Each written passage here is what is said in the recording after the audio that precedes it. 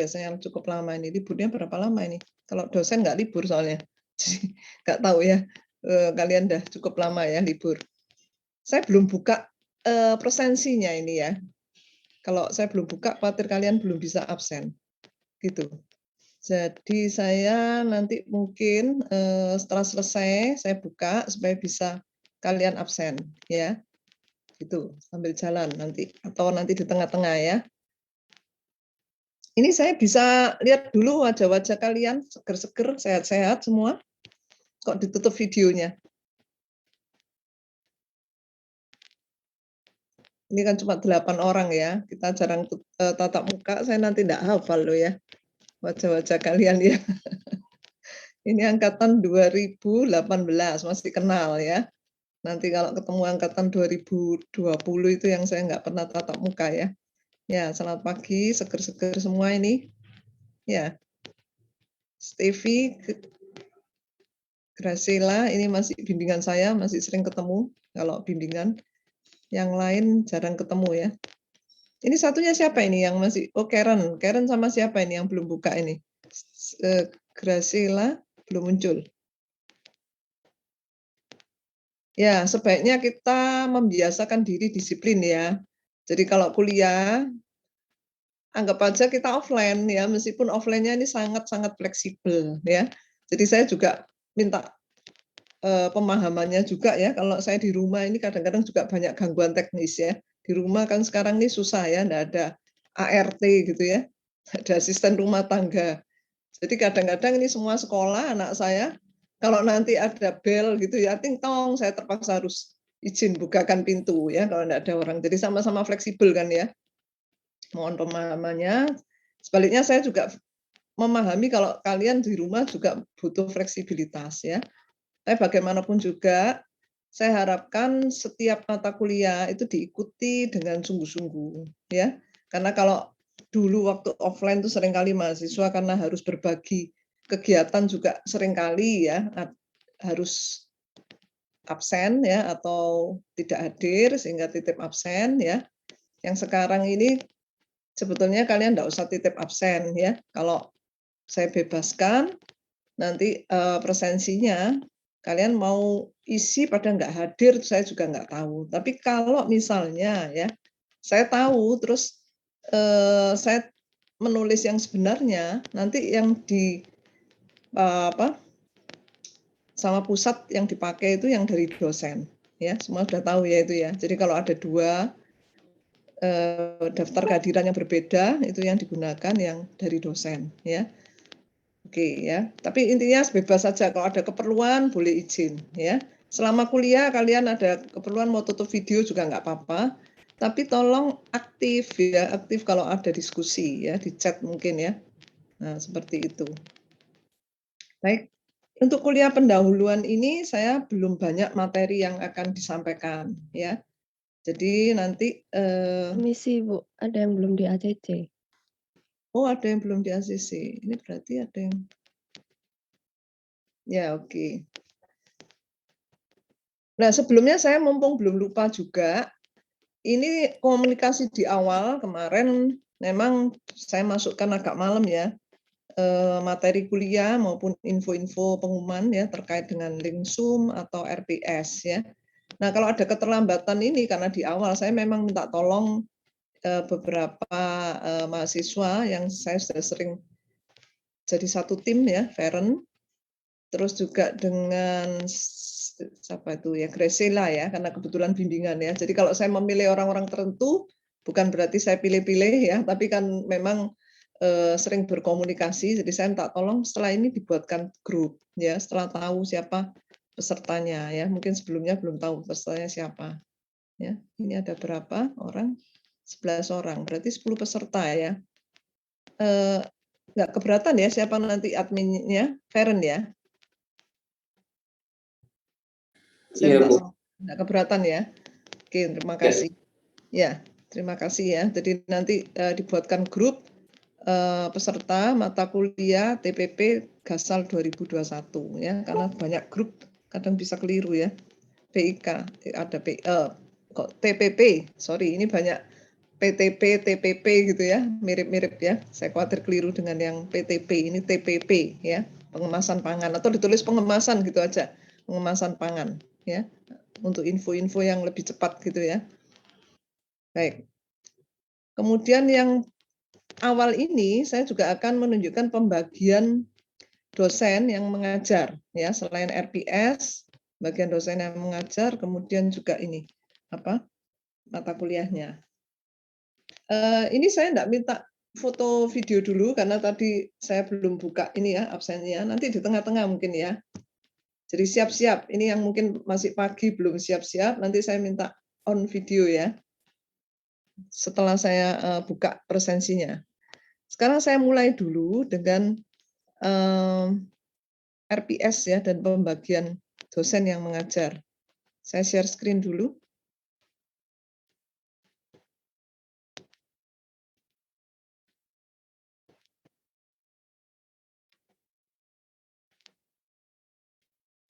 Sudah keluar ya? Sudah ya? Sudah, Bu. Sudah ya, baik.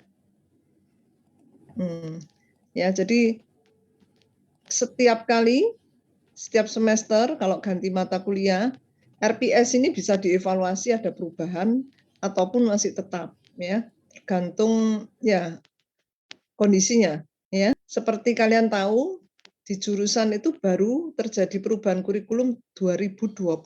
Jadi 2020 ini kami sudah evaluasi, sudah update. 2021 ada perubahan kurikulum lagi yang MBKM. Tapi materinya ini saya rasa masih bisa masuk ya, karena MBKM itu lebih ke arah belajar di luar kampus ya, di luar kampus atau di luar program studi. Jadi itu aplikasinya bisa dikembangkan ke situ. Tapi untuk teori-teori kuliah yang internal itu tentu saja belum berubah ya. Jadi ini masih kurikulum 2020 tapi masih bisa jangka panjang ya. Biasanya kurikulum itu secara normal kalau nggak ada intervensi dari pemerintah itu 5 tahun sekali dievaluasi di teknik kimia. Ya, jadi saya itu sudah mengikuti kurikulum yang mulai tahun saya masuk ya sampai ada evaluasi yang lebih tertata gitu ya. Itu mulai 2000, 2005, 2010, 2015, 2020 ya, sudah ganti berapa kali ya. Dan pangan ini baru ada 2005 ya. 2005 baru ada dan ini dikembangkan terus ya materinya. Nah, mungkin kalian kalau dari nama mata kuliahnya sudah cukup jelas ya. Nanti ini mau belajar apa ya. Biasanya kalau tidak langsung menggambarkan apa yang dipelajari ya, nama mata kuliahnya mungkin kalian agak bingung kayak termodinamika. Apa ya isinya ya gitu ya. Tapi kalau pengemasan pangan, nah belum dijelaskan mungkin sudah sangat jelas ya. Oh ya belajar pengemasan pangan ya tentang packaging ya, pengemasnya kan gitu ya. Sudah bisa terbayangkan ya dan sehari-hari sudah ketemu ya. Aplikasinya sudah sangat jelas. Tapi kenapa masih perlu dipelajari gitu ya? Nah, kita lihat gambaran umumnya dulu. Pertama, ini penting ya. Di bidang peminatan pangan menjadi mata kuliah wajib, bukan pilihan ya. Nah, memberi pengetahuan tentang aspek-aspek penting pada pengemasan ya. Jadi pengemasan itu kan luas ya. Semua produk itu butuh pengemasan. Tapi tentu saja di sini dikhususkan pada pengemasan produk pangan ya, industri pangan yang menghasilkan produk pangan. Nah, mungkin kalian mikir lo kan banyak pilihan ya. Ya mudah saja atau memilih secara aplikatif, prakteknya itu bisa enggak perlu belajar gitu ya. Mungkin dari pengalaman itu bisa memahami fungsi, kemudian klasifikasi ya. Ini mungkin ada kekeliruan ya, ada kata lingkungan ini ya, fungsi, Masih ada yang belum klasifikasi. di-ACC. Oke. Nah, ini berarti pesertanya lebih daripada yang saya perkirakan ini.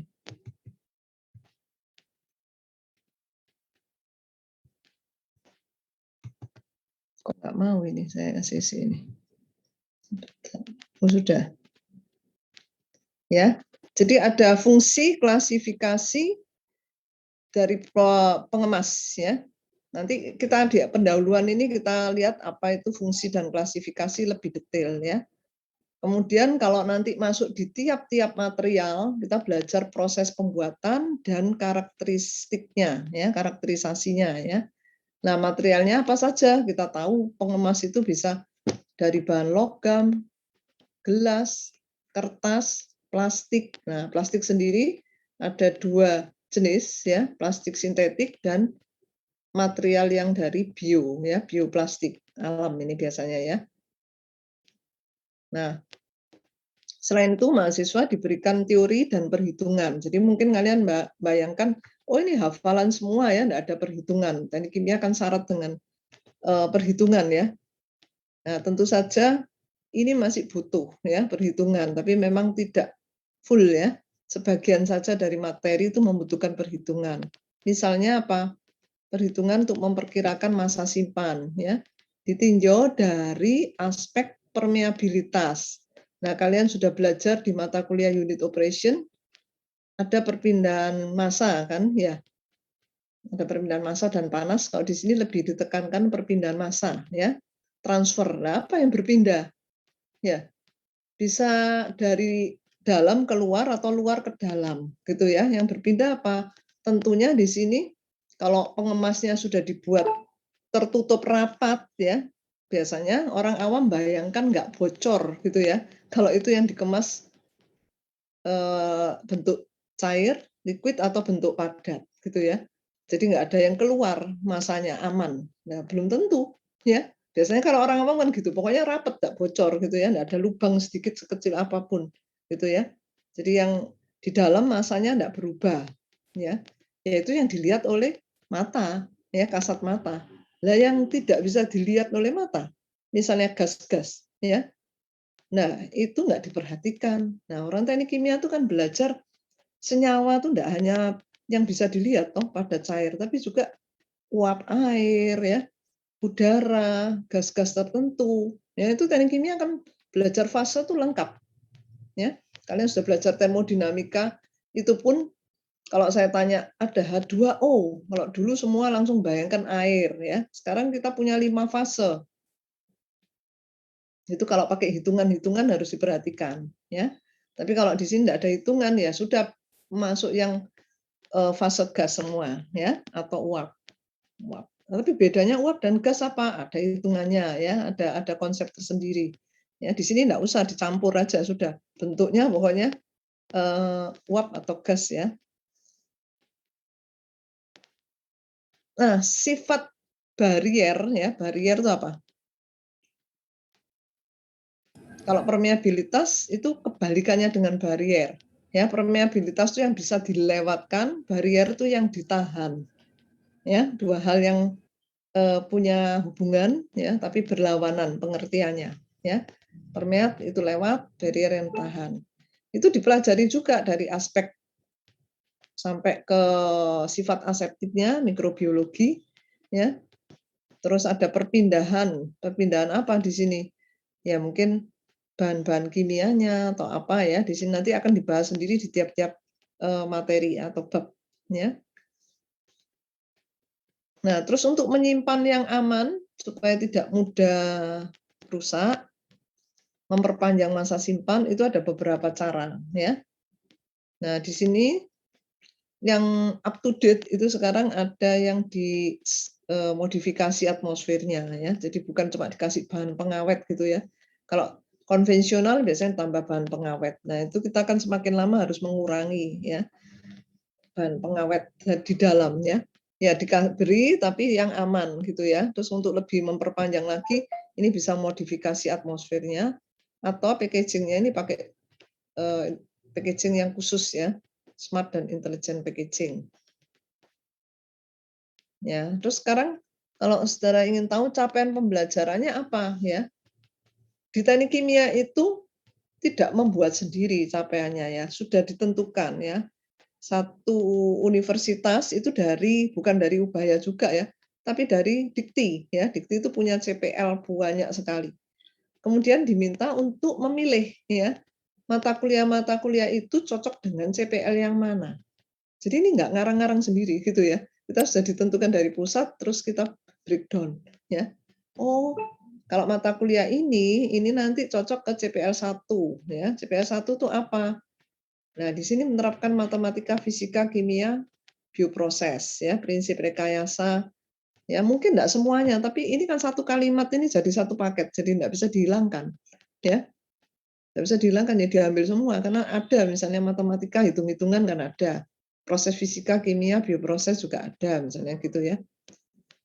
Apakah merancang proses? Ya memang nggak ada perancangannya, ya. Nggak ada, ini yang saya bilang nggak bisa dihilangkan, tapi ini, kalau dari membuat sampai membentuk suatu produk, ya ini mesti termasuk gitu ya, meskipun nanti dilengkapi dengan mata kuliah yang lain. Kemudian CPL 6.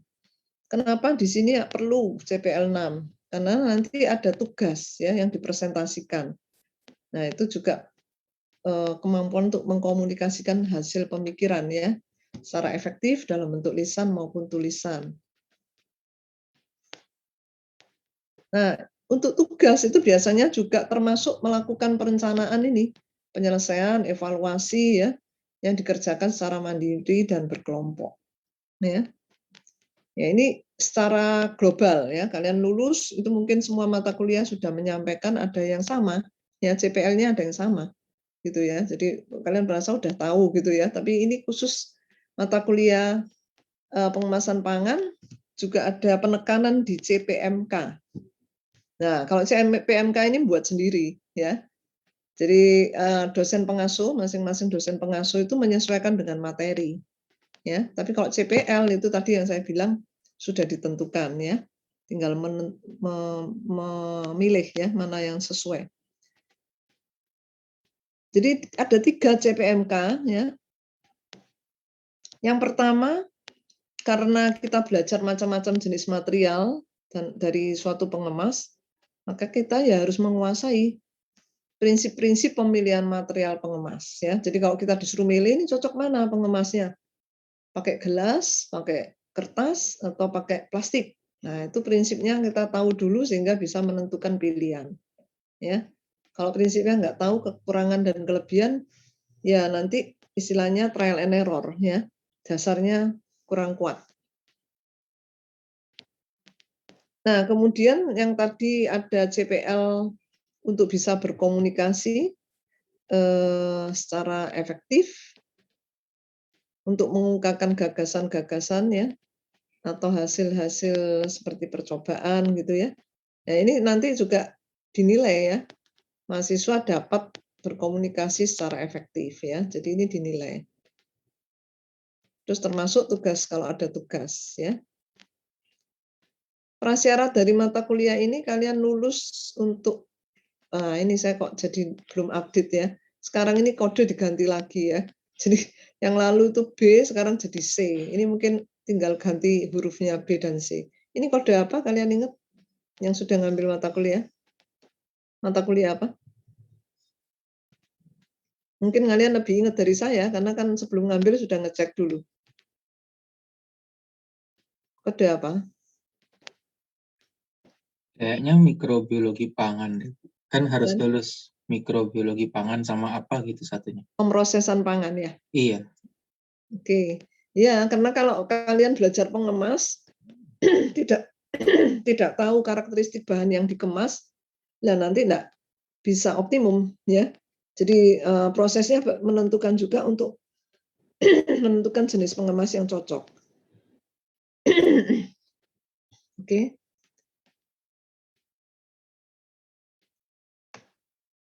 Nah, di sini juga membahas tentang keamanan pangan dari kerusakan faktor biologi ya. Jadi kalau tadi ada mikrobiologi pangan, pemrosesan pangan itu berkaitan ya tentunya ya.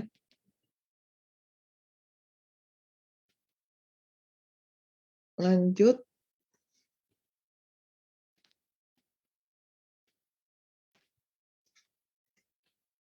Nah, di RPS itu biasanya kami breakdown juga perkuliahan, materi perkuliahan per minggu ya.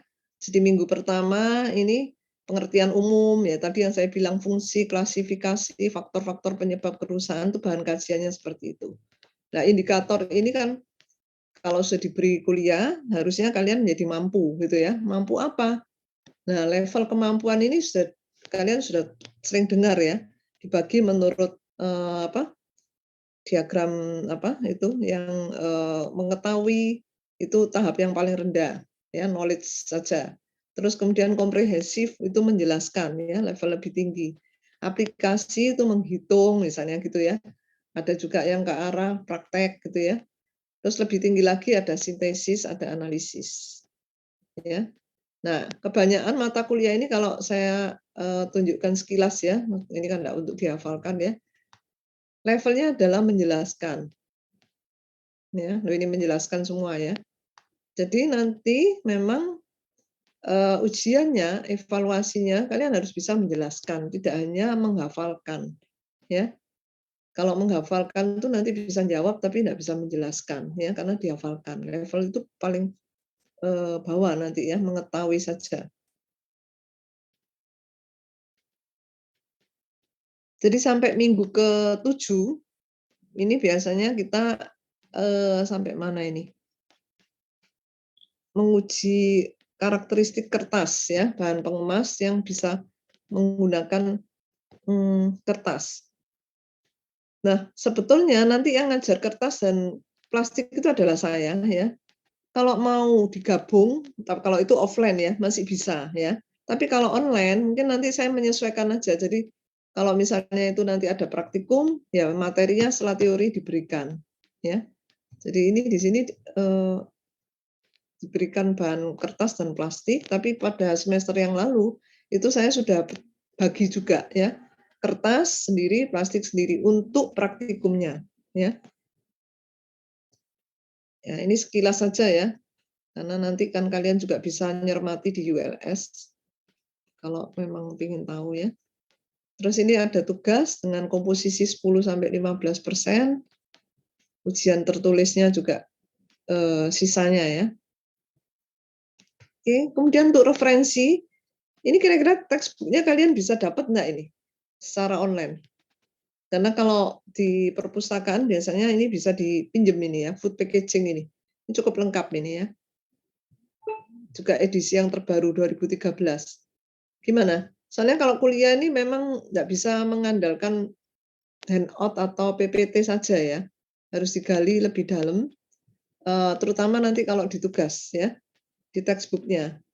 Coba kalian cari ya, ya kan dosen di sini nggak sampai memfasilitasi pengadaan textbook ya. Kalian coba upayakan bisa dapat textbook yang paling nggak food packaging ini. Di perpustakaan ada mestinya, cuma saya nggak tahu bisa izin nggak masuknya ke perpustakaan. Yang lain-lain ini juga ada. Saya pernah lihat ya, pernah ini download ya. Nanti kalau ada saya bisa sampaikan ya, bisa saya kirimkan nanti salah satu di sini. Saya mesti cek lagi. Kayaknya yang ada ini nomor 3 kayaknya. Nomor 3 ini ada. 3 dan 4 ini sepertinya ada. Nanti saya cek lagi. 3, 4, 5 mungkin ada. Ya. Oke, ada pertanyaan kah?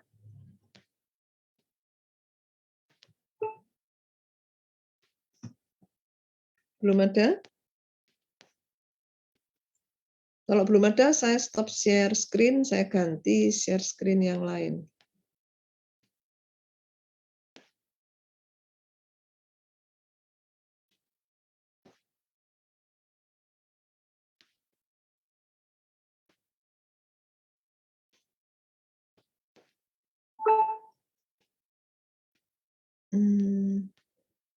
Pembagian jadwalnya ya, belum.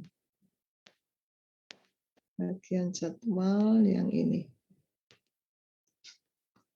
Ya, ini sudah masuk ya share screen-nya? Sudah ya? Ada yang jawab? Belum, Bu. Sudah? Belum. Loh, belum? Belum, Bu, belum muncul. Sudah saya ganti, kok belum muncul?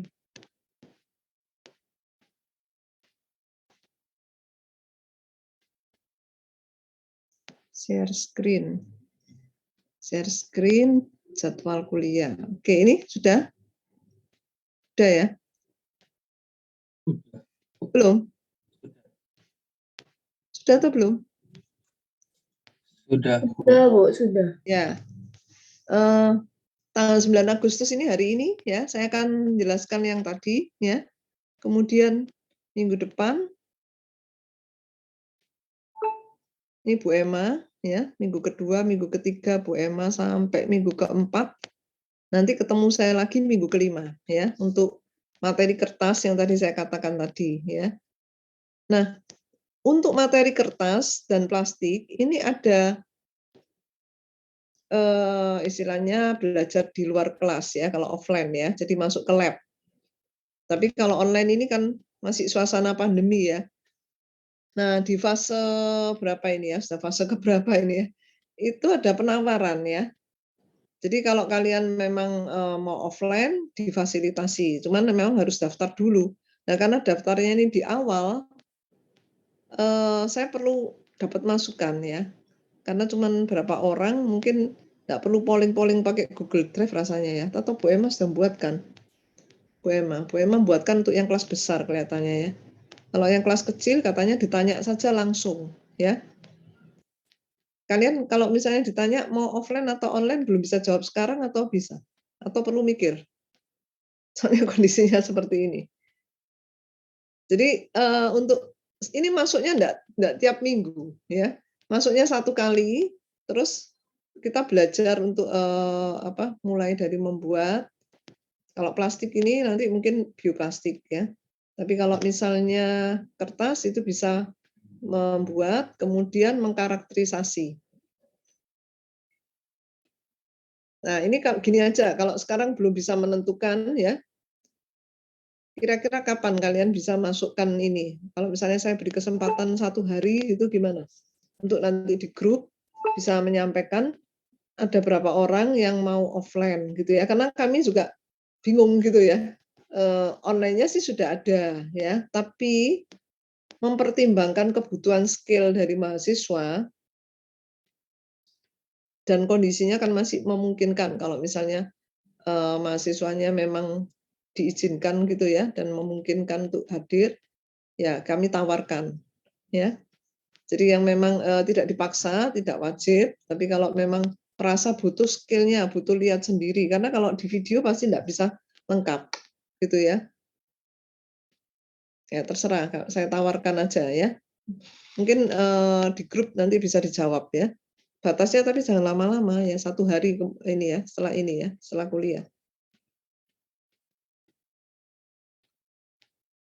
Ini materinya lebih gampang dilihat ya, minggu ke-6. Nah, dan seterusnya. Jadi nanti setelah UTS ini kita baru masuk ke lebih banyak materi plastik ya. Plastik dan kemudian sebentar, kalau misalnya dilihat dari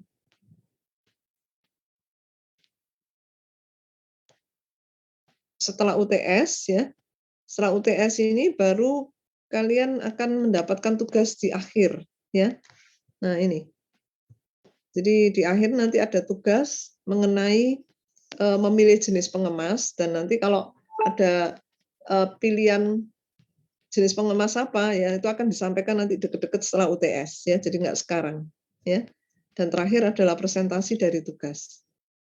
Ya, jadi ini ditampilkan supaya kalian, bisa mempersiapkan ya. Jadi tugasnya ini bisa sama dengan sebelumnya, bisa beda dalam hal tujuannya. Kalau yang sebelumnya itu mengamati secara organoleptis ya, karena di rumah enggak punya alat ya. Tekstur, aroma, kekerasan, pengaruh jenis pengemas ya, untuk kertas dan plastik, untuk berbagai produk pangan selama masa simpan tertentu ya. Nah, ini nanti kalau dimungkinkan mengukur permeabilitasnya, kalian bisa masuk ke lab gitu ya. Ya nanti, tugasnya menyusul. Baik, ini keterangan untuk, pembagian jadwal dan materi. Ada pertanyaan kah?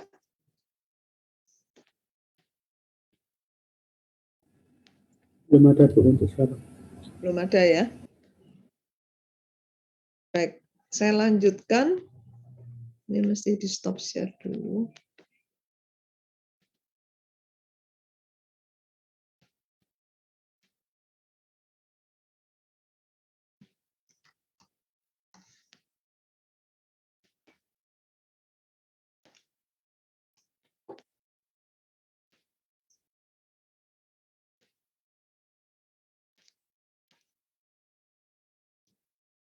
Ini halamannya kok sudah masuk ke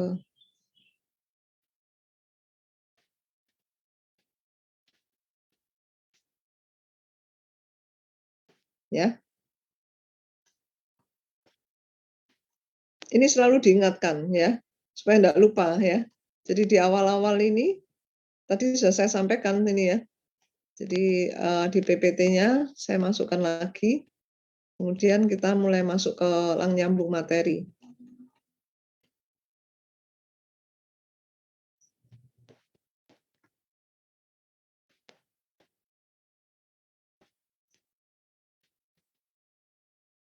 Ini ya. Jadi kalau kita memahami pengertian pengemas ya, kalau zaman dulu enggak ada yang khusus ya. Pengemas itu lebih ke arah bungkusnya, ya bungkusnya pun asal-asalan. Seperti kalau tempe dibungkus sama daun di pasar ya, ya sudah dibungkus sebagian enggak tertutup rapat. Ya, kalau beli tempe di pasar masih ada tuh zaman kuno konvensional pakai daun, ya daun pisang. Atau mungkin pengertian pengemas itu lebih ke arah wadah ya. Kalau kita mau membawa suatu bahan pangan, enggak mungkin pegang langsung dengan tangan ya. Kalau jumlahnya banyak, nah diwadahi ya. Terus atau dipak istilahnya ya. Nah ini dipak ini sudah lebih lanjut ya. Dalam perkembangan sudah lebih lanjut itu istilahnya sudah pakai bahan-bahan material pengemas khusus ya. Nah kenapa? Karena di sini lebih ke arah mulai memikirkan bahan-bahan ini diawetkan ya. Maksudnya lebih panjang masa simpannya. Kalau yang dulu kan kita enggak ada ceritanya disimpan terlalu lama ya. Jadi kue basah, jarang kue kering gitu ya. Kalau kue kering ya ada tempat khusus dari logam biasanya ya. Yang sepanjang masa tuh kue apa yang kalian tahu? Dari zaman dulu sampai sekarang. Saya cuma mau tahu aja sama enggak menurut saya dan menurut kalian. Kue kering apa yang sepanjang masa? Bisa tulis di chatting.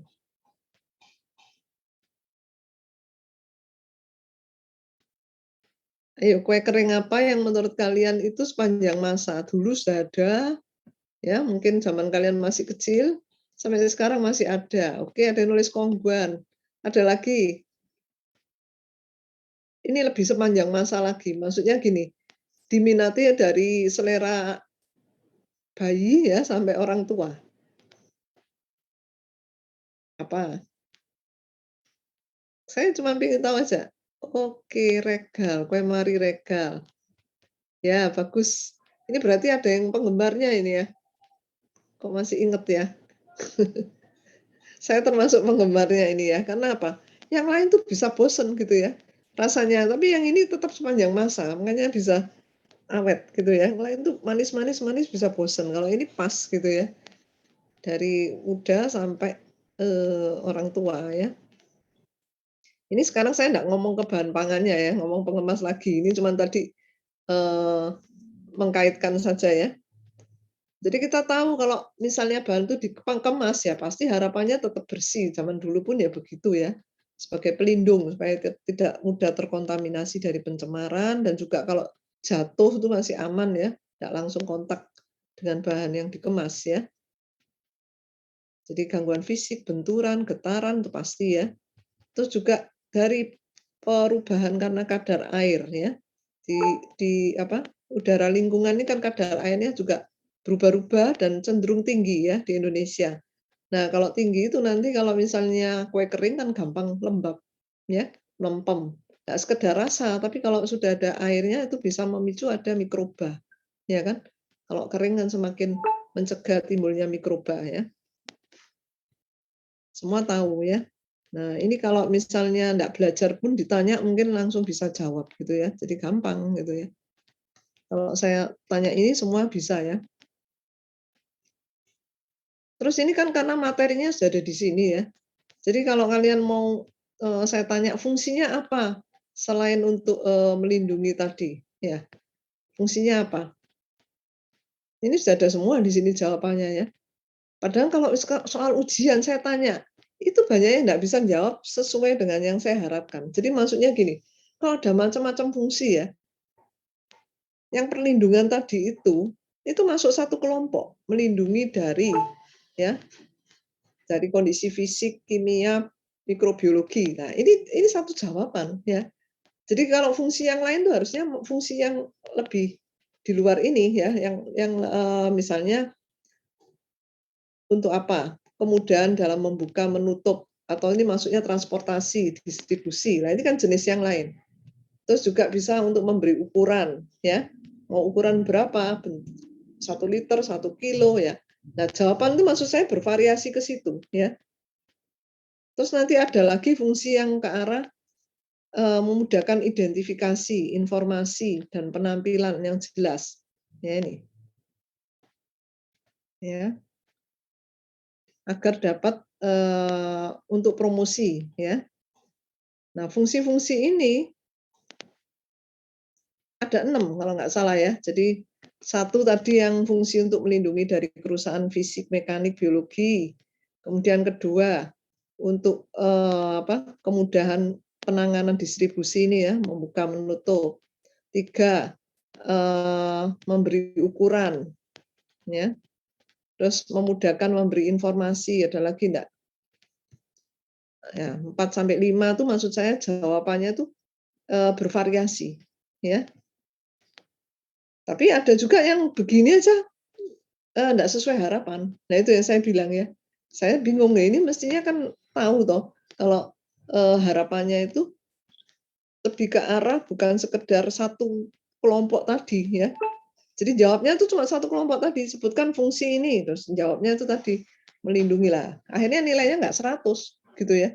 Terus mahasiswanya merasa bisa tapi kok nilainya nggak 100. Nah itu karena saya mau melihat secara keseluruhan ya. Jadi apa saja sih fungsi pengemas itu? Ya, bisa untuk apa saja. Sekarang ini peran yang penting tidak bisa dilepaskan satu persatu, semua ini saling mendukung. Ya. Jadi enggak bisa kalau cuma enggak lengkap itu kan enggak bisa, harus jawab semuanya. Termasuk identifikasi, informasi, penampilan yang jelas ini penting. Sekarang semua kalau dulu ya mentingkan rasa gitu ya. Enggak penting pengemasnya. Ya karena semua begitu. Ya, semua enggak mentingkan pengemas, yang penting rasa. Ya, oke gitu ya, bisa jalan pemasarannya. Nah, tapi sekarang semua mentingkan pengemas dan rasa tentunya ya, jangan luarnya saja. Nanti kecewa ya kalau misalnya pengemasnya bagus, setelah itu rasanya nggak enak, ya cukup sekali saja ya istilahnya, dialihkan gitu ya maksudnya, tapi nggak akan kedua kalinya gitu ya.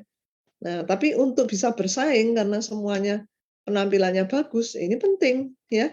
Terus bisa memberi informasi yang jelas, ini juga penting, ini lebih ke arah yang educated ya, yang educated itu nggak sekedar lihat penampilan gambar gitu ya, nggak sekedar lihat itu, tapi lihat informasinya, gitu ya. Informasinya terus dibaca ngerti, gitu ya. Seperti minyak goreng, ini sama-sama dari minyak kelapa asli ya, bukan sawit, gitu. Nah, terus bedanya apa merek ini dengan merek ini, ya. Terus apa yang dilihat? Nah, misalnya kalau saya melihatnya itu dari trans lemaknya ya, trans lemaknya. Nah, itu ada yang enggak nulis gitu, yang satunya nulis. Nah, ya lebih percaya yang nulis toh. Trans itu kan minyak jahat ya, yang kurang baik. Nah, berarti saya pilih yang ditulis ya. Nah, kayak seperti itu ya. Kita mau pasarnya kemana, jadi informasi ini penting. Nah, kalau enggak ada pengemasnya kan enggak bisa ditulis ya informasinya. Nah, kemudian juga semua tahu ya, secara alamiah bahan pangan itu cepat rusak. Ya, produk pangan itu cepat rusak karena perubahan fisik, biokimia, kimia, dan mikrobiologis itu pasti. Ya, tapi ya jangan merasa gampang sudah tahu ya. Ini juga ada ilmunya gimana nanti handlingnya ya supaya tidak mudah rusak. Storage-nya misalnya gitu ya. Sama. Seperti kalian setiap kali menggunakan bahan kimia kan harus pakai MSDS ya. Kalau itu bahan kimia yang non pangan ya. Untuk tahu handling dan storage-nya ya. Nah, produk pangan ini jarang ada kayak MSDS-nya. Mungkin kalian bayangkan, oh yang MSDS itu bahan-bahan kimia yang kurang aman untuk dikonsumsi. Betul, ya, tidak untuk dikonsumsi memang. Ya. Meskipun bahan kimia itu ada yang bisa dikonsumsi, tergantung kadarnya. Misalnya HCl, HBr, itu kan bisa untuk obat juga ya. Etanol ya, bisa dikonsumsi ya. Tapi kan tetap dimasukkan bahan kimia yang perlu dilihat dari segi bahayanya ya. Jadi meskipun di MSDS itu lengkap ya, enggak cuma bahaya saja tapi juga sifat fisik, sifat kimia gitu ya. Kemudian handling and storage-nya itu ya. Nah, di bahan pangan memang nggak ada skala khusus itu ya, karena aman bisa dimakan ya. Tapi lebih ke arah kalau rusak, lah kan nggak aman. Nah, rusak ini pengertiannya belum tentu rusak yang sampai tercemari loh. Ya, kalau rusak sampai tercemari semua tahu secara kasat mata. Dari tanda-tanda fisiknya berubah, kemudian dari apa yang kita bisa rasakan secara organoleptik ya. Kalau dilihat dengan mata, warnanya berubah, tadinya jernih jadi keruh. Oh, itu sudah ada mikroba. Kemudian kalau kita gunakan indera perasa, bau misalnya ya. Oh, ada bau asam ya. Bau busuk ya, telur busuk. Nah, enggak enak sudah ya. Ini sudah ada mikroba. Dirasakan ya sudah berubah rasanya, ada pahit, ada asam ya. Seperti itu. Jadi enggak aman ya. Jadi enggak aman kan gitu ya, karena sudah sampai masuk tahap kerusakan. Nah, ini sekarang yang dibahas ini kan yang rusak-rusak semua. Tapi kalau pangan itu nanti kalian sebetulnya enggak usah nunggu sampai rusak. Ya. Vitaminnya berkurang aja itu sudah harus tahu. Ya. Cuma di sini enggak bahas ya. Di sini enggak bahas. Nanti kalau di penelitian kalian sampai mengamati penurunan kadar vitaminnya yang terkandung dalam bahan pangan.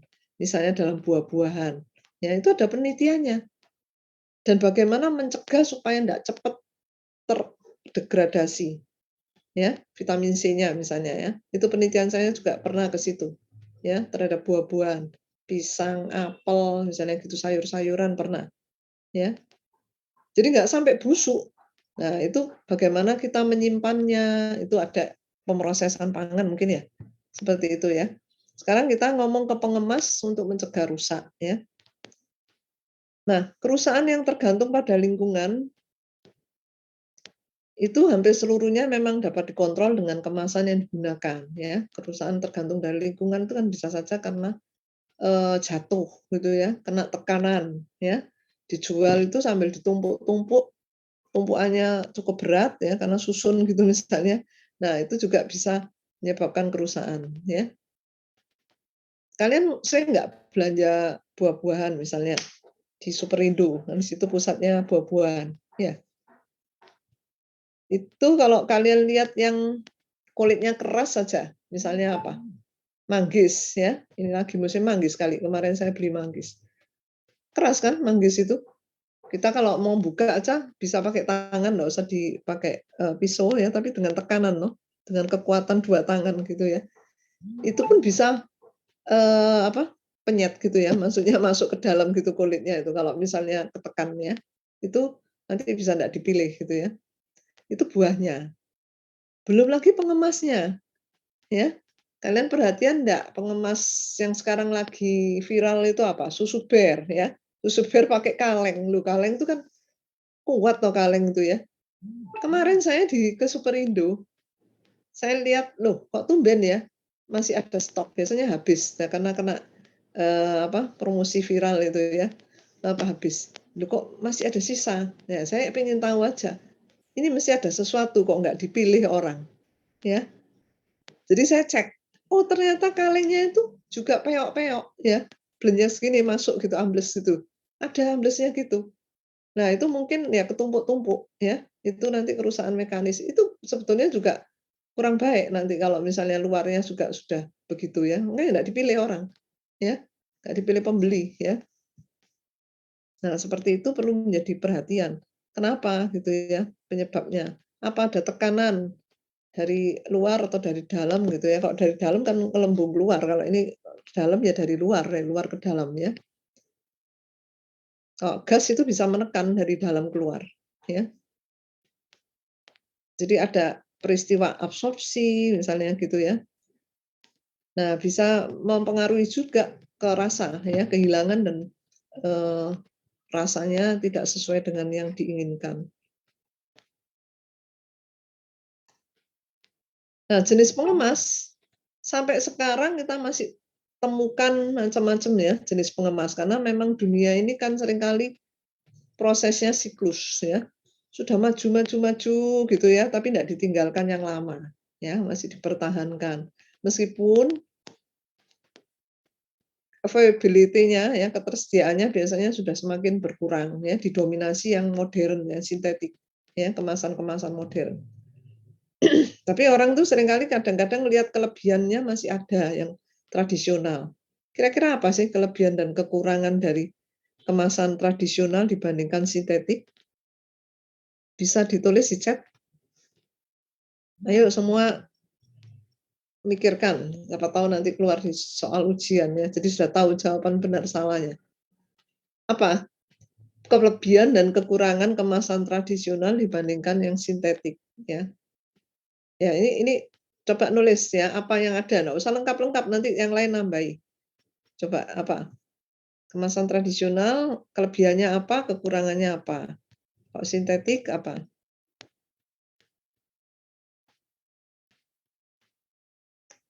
Itu yang mana yang aromanya lebih baik? Yang tradisional ya? Betul? Yang alami ya? Oke. Terus yang lain kok nggak nulis? Cuma satu kelebihannya.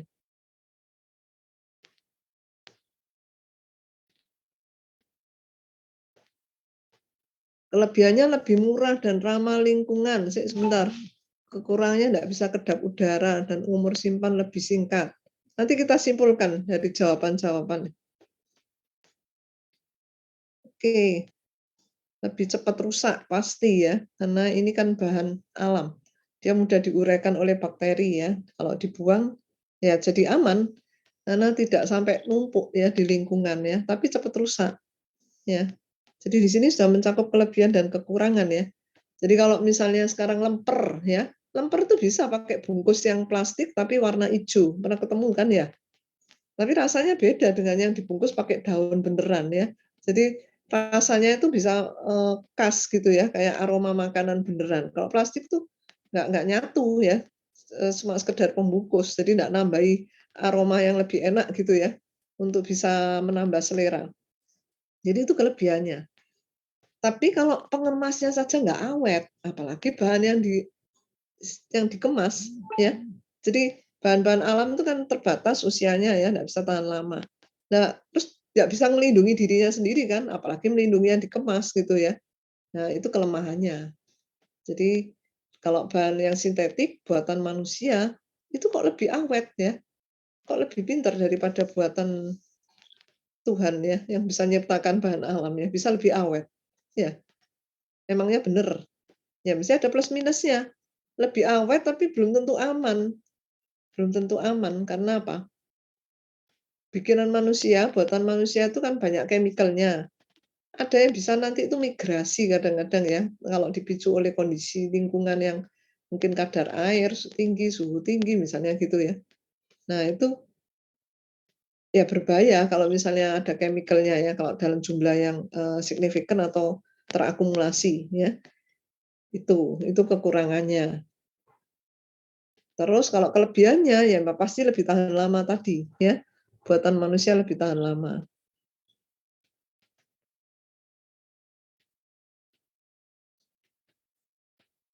Kalau misalnya mau lebih aman itu variasi atmosfer ya. Terus dijaga aseptik ya, atau suhu rendah itu masih lebih aman ya. Misalnya enggak pakai chemical. Tapi ya ini mahal juga gitu ya, karena memodifikasi itu kan butuh sekarang kalau pendinginnya nah butuh refrigeran gitu ya. Misalnya ya. Atau kalau mau divakum ya, variasi atmosfer itu divakum. Jadi kalau bahan-bahan yang seperti mengandung lemak, kacang gitu ya, itu kalau teroksidasi dia jadi melempem, tengi, bukan melempem, tengi ya. Rasanya tengi. Ya kurang kriuk juga ya. Itu kena kadar air kalau kurang kriuk. Tapi rasanya tengi ya. Nah, itu kalau ngirangi oksigen kan divakum lah. Vakum kan juga mahal ya proses vakum itu. Atau ditambah nitrogen. Nah, berarti kan nambahi lagi sesuatu yang meskipun inert ya, tapi pasti lebih mahal ya. Tapi pasti punya kelebihan, yaitu plus minusnya.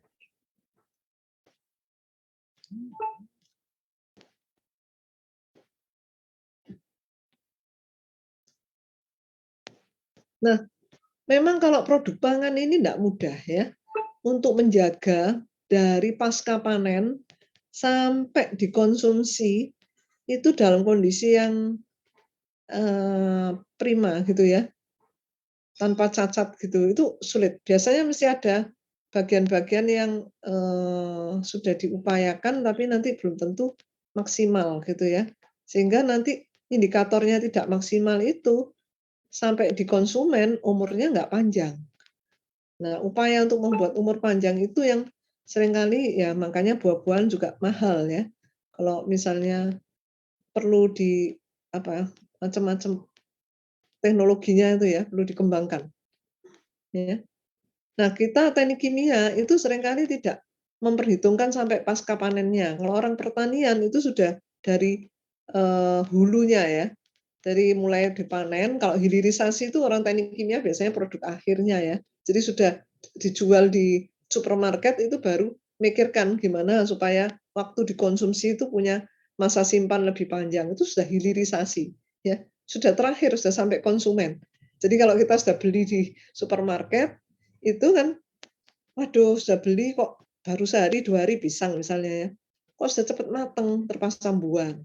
Nah, kita mengupayakannya kan sudah di akhir gitu ya. Padahal kalau dilihat dari pasca panen itu upaya-upayanya ya panjang sekali gitu ya. Mulai dari, mengupayakan supaya bibitnya bagus ya, itu dipilih dulu ya, karena kalau banyak yang rusak sudah tidak dipilih, jadi sortir-sortir di situ. Nah kemudian, di awal itu bahayanya kalau misalnya ada penyemprotan pakai pupuk, yang pupuknya kurang aman. Nah itu butuh teknologi sendiri ya pertaniannya itu ya. Nah, kemudian kalau sekarang kita bicara mengenai mutu produk ketika mencapai konsumen ya, tergantung pada kondisi bahan mentah. Sementara bahan mentahnya ini ya kita memilih saja dari beli di mananya itu ya. Kalau di pasar kan beda dengan di supermarket, pasti beda. Sekarang kentang gitu aja ya.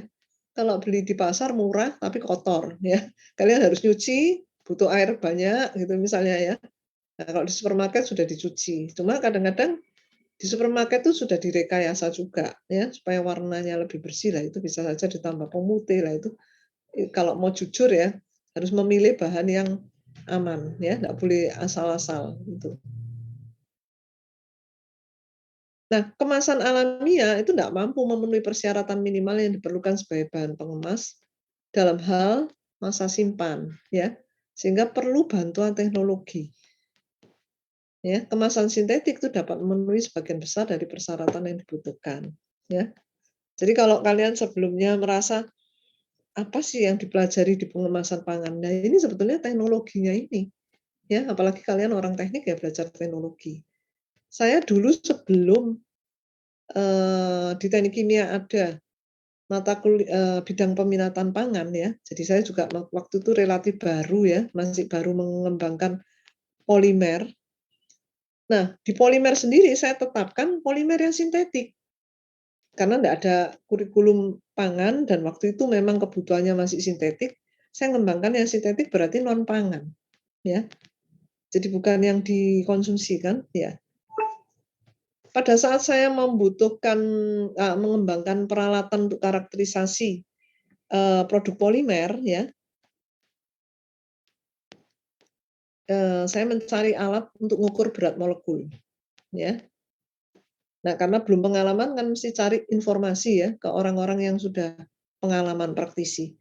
Waktu itu saya tanya di, supplier alat ya, Kurnia Jaya waktu itu, saya mau beli alat untuk mengukur berat molekul. Nah, mereka juga enggak pengalaman jual waktu itu ya.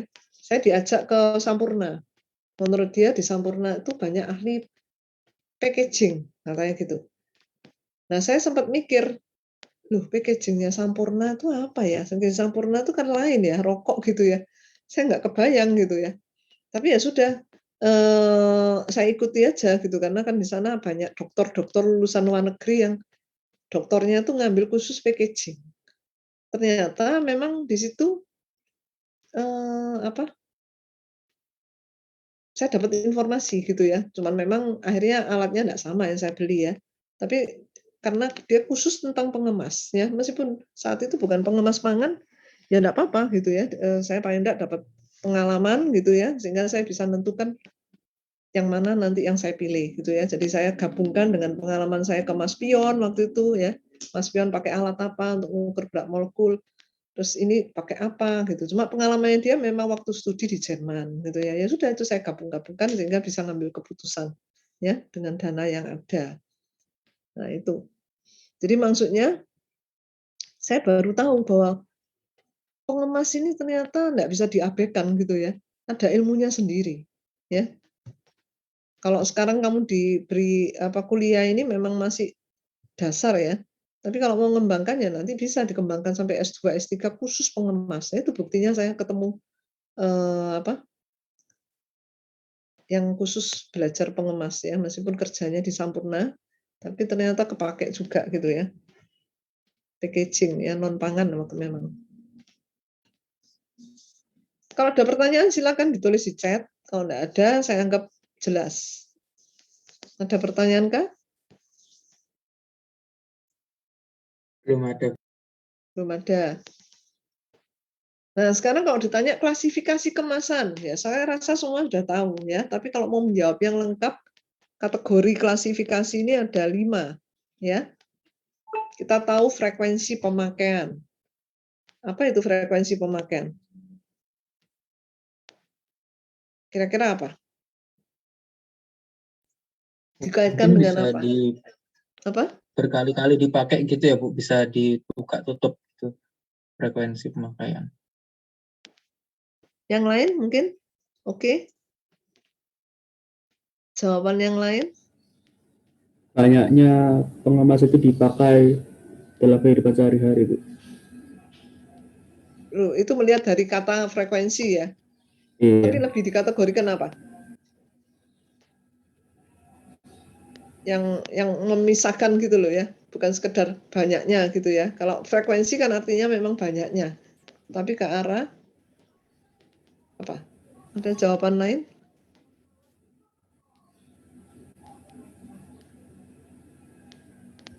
Kalau kita beli itu biasanya kan dikategorikan apa sih? Disposable atau enggak gitu ya? Ke situ ya.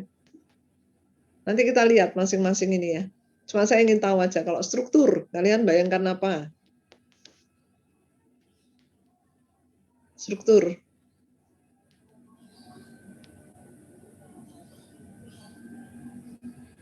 Belum kebayang ya. Struktur nanti bayangkan struktur kimia gitu ya. Nggak usah sampai seperti itu. Ini sederhana kok. Lebih ke arah primer, sekunder, tersier. Ya, apa itu primer, sekunder, tersier? Ya, nanti kita lihat lagi ya setelah ini. Sifat kekakuan, saya rasa semua kebayang. Ada rigid, ada fleksibel, gitu kan ya. Film plastik itu kan ada yang kaku, ada yang fleksibel gitu ya. Atau pakai kertas, karton, ya. Ini kan nggak ngomong plastik saja, bisa kertas ya. Kalau gelas ya pasti kaku, nggak fleksibel ya. Logam juga pasti kaku ya. Yang bisa fleksibel itu kertas atau plastik ya.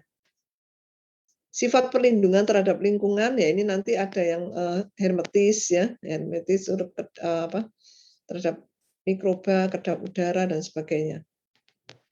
Ya, baik kita lanjutkan dulu mulai dari frekuensi tadi. Nah, ini.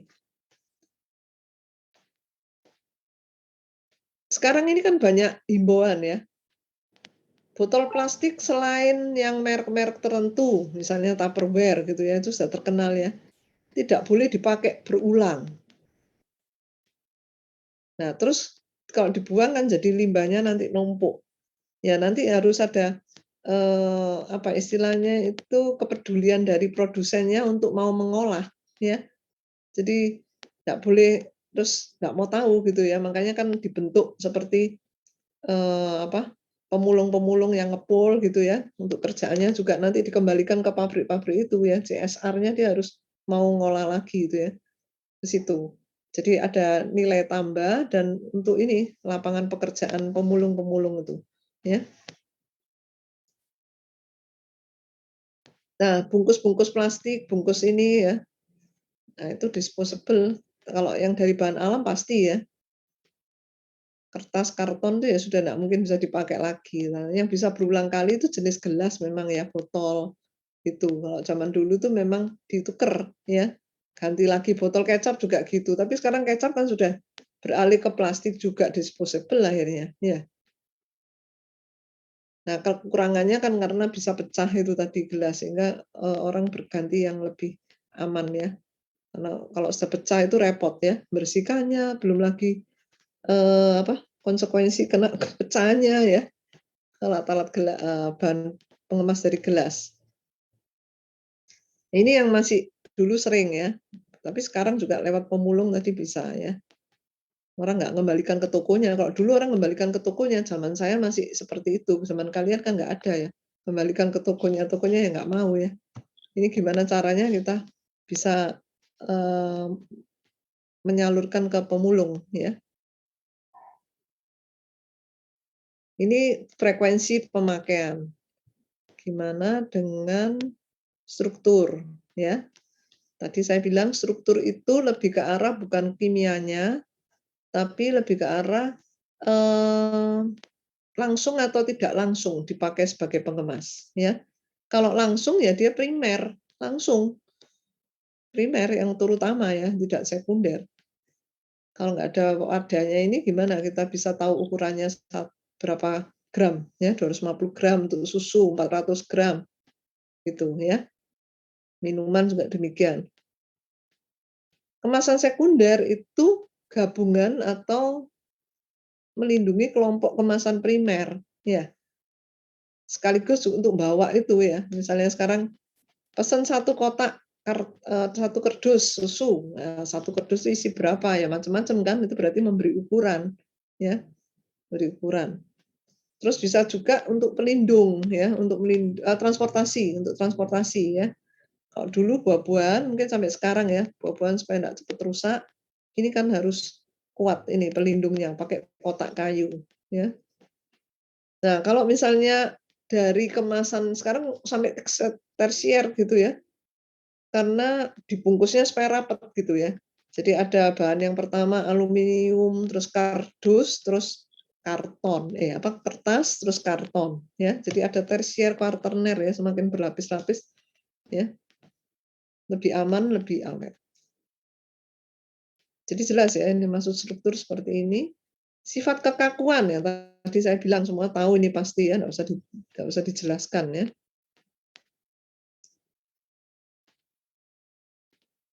Kalau dulu kita, membuat minuman yogurt ya, di lab itu biasanya pakai gelas, karena gelas itu kedap. Ya, tahu kan? Kalau bikin yogurt itu ada toples yang tutup rapat itu, ya kedap ya, kayak gelas itu paling aman. Tapi kalau dijual pakai gelas kaca gitu ya, pakai kaca kan berat, ya. Terus ya itu tadi, repot transportasinya. Sehingga sekarang lebih dialihkan, jadi botol plastik, ya. Botol plastik seperti Yakult atau apa itu ya, kan banyak itu Cimory segala macam.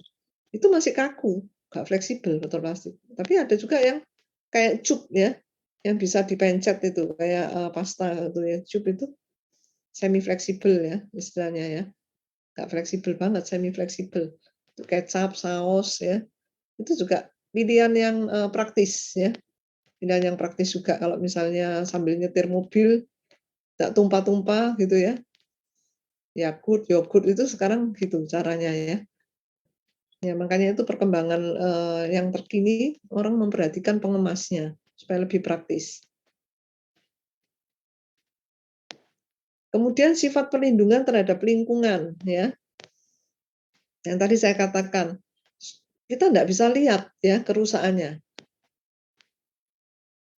Karena kalau misalnya tadi saya lihat kemasannya itu peok ya, berarti kan bisa lihat, oh ini kena tekanan.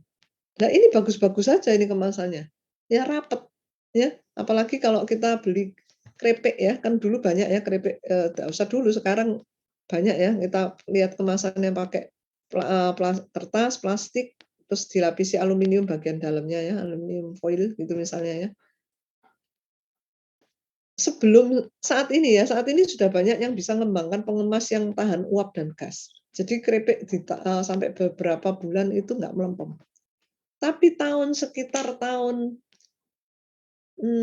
berapa ya? Pokoknya tahun 1998 sebelum tahun 2000 ya. Saya punya teman ya maaf temennya ini kebetulan sudah almarhum ya korban AirAsia ya. Itu punya pabrik keripik ya. Ekspor keripiknya.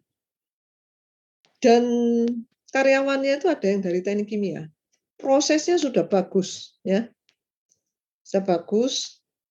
Terus dia sering bilang sama saya, tapi kok saat dikirim ke luar negeri ini melempem ya. Jadi masa simpannya itu tidak bisa lama. Ya. Saya waktu itu melihatnya enggak sampai detail ke pengemas, karena diceritai prosesnya. Jadi fokus saya ikut ke bawah ke prosesnya. Prosesnya sudah benar, ya pakai vakum, pakai apa, sudah benar semua, sudah. Tapi kenapa ya? Nah, setelah saya beberapa tahun kemudian saya lihat, oh ini pengemasnya ini yang kurang diperhatikan, memilih jenis material pengemasnya, gitu. Dan saya lihat memang betul. Sekarang kan pengemasnya yang diperhatikan betul, jadi bukan sekedar ketebalannya, material pengemasnya dipilih yang permeabilitasnya itu rendah. Nah, makanya nanti kalian tuh belajar permeabilitas tadi. Ada daftar nilai permeabilitas dari bahan plastik misalnya. Ya. Jadi kalau itu semakin rendah ya dia melewatkannya tuh nggak banyak gitu ya, nggak tembus gitu ya. Ya nggak mungkin nggak tembus sama sekali, tapi kan masa simpan tuh nggak sepanjang masa ya kan, tapi bisa extend gitu loh, lebih lama. Nah, jadi itu betapa pentingnya ya untuk bahan pangan. Sekarang bahan non pangan, saya juga punya pengalaman ya, saya bimbing mahasiswa farmasi ya. Ya saya waktu itu nggak nyari, tapi saya dicari oleh mahasiswa farmasi untuk minta dibimbing karena masalah pengemasan kasa steril ya. Nah saya heran loh, kok jadi saya diminta ke ini ya, kok tahu gitu ya, tapi mungkin ya lewat dosen pembimbingnya untuk cari dosen teknik kimia yang ngerti tentang pengemas gitu ya, karena saya dianggap nggak tahu dari mulut ke mulut mungkin ya. Tapi menarik juga ya buat saya tantangan, karena ini kok ke arah obat ya. Itu kan obat itu kasa steril. Ya pokoknya bukan dikonsumsi ya, bukan dimakan. Cuman ternyata diperlukan itu kasa steril. Nah, terus itu saya sampai bimbing dua kalau di farmasi kan satu kelompok satu orang. Enggak ada pakai kelompok ya. Penelitiannya satu orang satu LP ya. Jadi saya bimbing 2 LP, dua judul tapi sama tentang itu. Cuman satunya disimpan di apotek AB ya di luar kota dan sebagainya. Ini di lingkungan yang berbeda penyimpanannya. Jadi kasa steril itu diamati. Kalau disimpan di kondisi yang khusus di lab itu bagaimana? Ada mikrobanya itu loh, ke arah mikrobanya. Pertumbuhan mikrobanya bagaimana? Apa bisa mempertahankan steril dengan kemasan yang tipis ya, tebel, jenisnya yang buram, transparan itu diamati.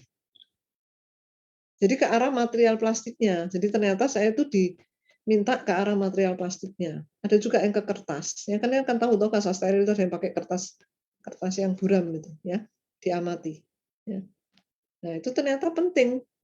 Lingkungan tuh penting ya. Jadi lingkungannya seperti apa? Itu. Lingkungannya tuh ditaruh di luar atau bukan di luar, di itu ya. Dulu kalau nggak pakai AC kan terbuka. Jadi kena udara luar, kena UV gitu ya. Itu bisa pengaruh ya. Apotek-apotek sekarang kan memang nggak boleh pakai AC terbuka gitu. Vitamin C bisa rusak itu. Ya. Vitamin C kena di luar itu bisa rusak meskipun tertutup rapat itu. Ya bukan rusak, maksudnya berkurang, ya efektivitas kadarnya itu berkurang, kandungannya berkurang. Ya cuma enggak tahu itu kalau nggak diuji ya. Nah ini yang B, yang tadi mikroba, ini kemasan yang tahan cahaya.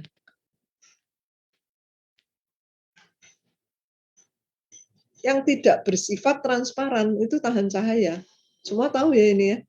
Jadi kalau logam, kertas, foil, aluminium foil itu nggak transparan tuh. Nah itu tahan cahaya lebih tahan dibandingkan yang transparan atau yang dibuat gelap dan keruh. Ya.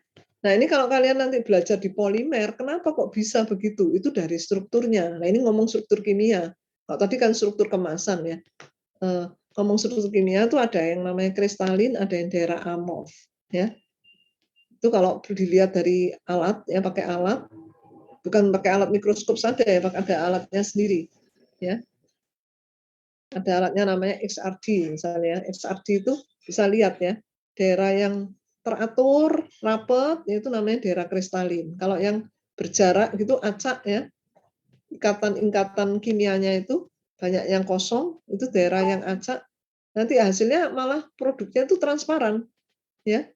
Jadi jangan dipikirkan oh kalau kristalin itu berarti nanti itu hasil produk kemasannya ya itu nanti transparan. Kebalik, yang transparan itu malah yang amorf, struktur bahan kimianya. Ya. Jadi dia amorf terus jadi bisa ditembus oleh cahaya. Itu. Penampilannya bagus. Sekarang kalau kalian suruh milih ya. Dijual di mana? Ya di supermarket gitu. Milih kemasan yang transparan atau yang keruh? Kalian milih yang mana? Yang transparan, Bu, bisa kelihatan isinya juga masih rusak Nah, atau bagus. saya juga seneng kalau bisa lihat isinya ya kan gitu ya. Terus dari segi estetika juga lebih bagus yang transparan. Tapi untuk keamanan menyimpan masa simpan dari bahan pangan ini nggak aman. Nanti coba dibuktikan, cepat melempem. Ya, kalian bisa nyoba pakai kue kering apa, ya, yang tadinya kriuk gitu, meskipun nggak kriuk ya, pokoknya klepes gitu ya, maksudnya ada ini nggak melempem gitu ya. Nanti mesti cepat melempem itu. Ya, jadi repot ya. Kita mau milih yang mana gitu ya. Mau milih yang bagus, apa bisa lihat dalamnya atau bagaimana. Sekarang air aja, air mineral ya. Itu sebetulnya kalau mau aman PET ya. PET, kok PET, sorry. Polikarbonat. Polikarbonat itu kuat, transparan ya, tapi dia bagusnya ini karakteristik yang khusus ya. Transparannya kan enggak jernih sekali ya, tapi bisa dilihat dalamnya. Ini sebetulnya dia kuat ya, banyak kristalinnya. Ya. Kalau misalnya mau murah pakai yang keruh ya, itu ada PP gitu ya, tapi itu kurang kuat. Nah, jadi kadang-kadang gini, optimasi ya. Karena material ini kalau sudah dibuat suatu produk, kalau punya kelemahan itu seringkali sudah ditambah aditif ya. Jadi kalau mau mengambil dari sisi apanya, misalnya dari sisi permeabilitasnya, kan butuh yang keruh. Ya, atau butuh yang keruh, tapi kan nggak bisa dilihat dalamnya. Bisa ditambah optical bright. Tapi itu untuk wadah-wadah yang ukuran kecil. Ya, tapi kalau untuk ukuran besar, pakai PP kurang kuat, lebih kuat yang polikarbonat. Gitu. Nah, itu nggak bisa kalau misalnya digantikan ya. Tapi kalau yang kecil-kecil itu biasanya cara memodifikasinya dari segi harga misalnya ya. Kan nggak pakai polikarbonat mahal misalnya ya. Pakai yang ini apa? PP. Nah, tapi punya kelemahan, nggak bisa tembus pandang, tambahi optical bright supaya lebih terang sedikit. Terus ada pengaturan ketebalan, misalnya gitu. Ya, itu ada optimasi di antara faktor-faktor yang mempengaruhi. Ya. Tapi secara umum, kalau sama persis kondisinya, ya ketebalannya sama, terus ini gelap dan keruh itu lebih aman. Ya, makanya bahan-bahan kimia yang di lab itu juga gelap-gelap semua kan, botol coklat ya, supaya tidak mudah teroksidasi ya. Dari luar masuk ke dalam.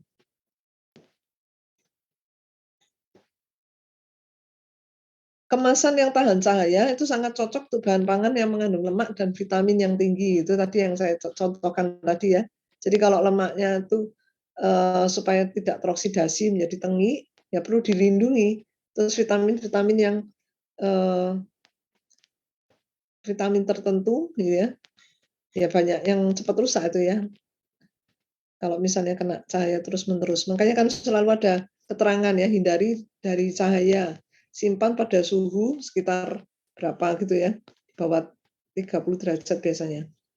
Terus makanan yang difermentasi. Cahaya juga dapat mengaktifkan reaksi kimia dan aktivitas enzim. Ini juga harus diperhatikan. Itu tadi berhubungan dengan cahaya. Suhu juga pasti ya mempengaruhi ya.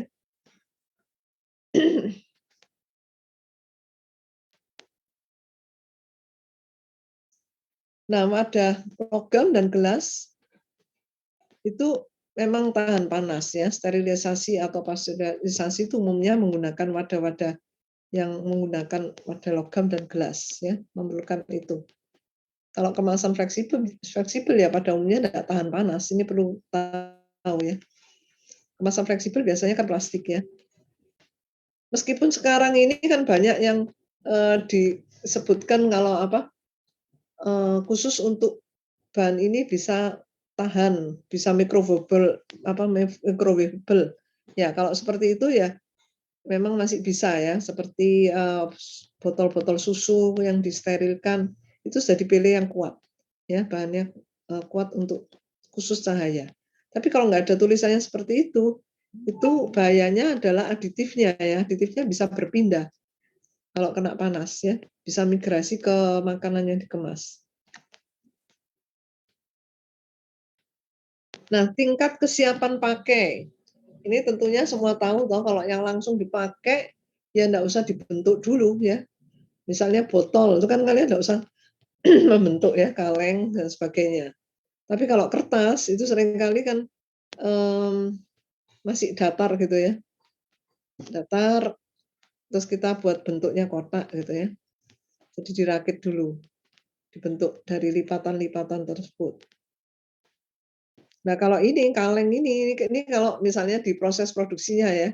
Jadi bentuk lempengan atau silinder, ini kalian bisa lihat di YouTube ini bagaimana membuat kaleng ya. Sekarang sumber informasi semua ada di YouTube ya. Makanya kan siapa yang rajin atau punya waktu ya menggali informasi itu bisa dapat wawasan lebih banyak ya.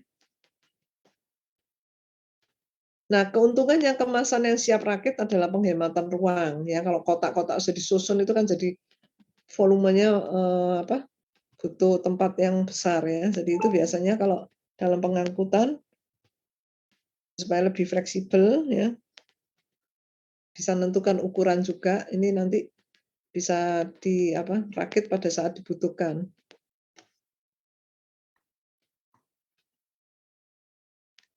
Oke, itu tadi masuk klasifikasi pengemas.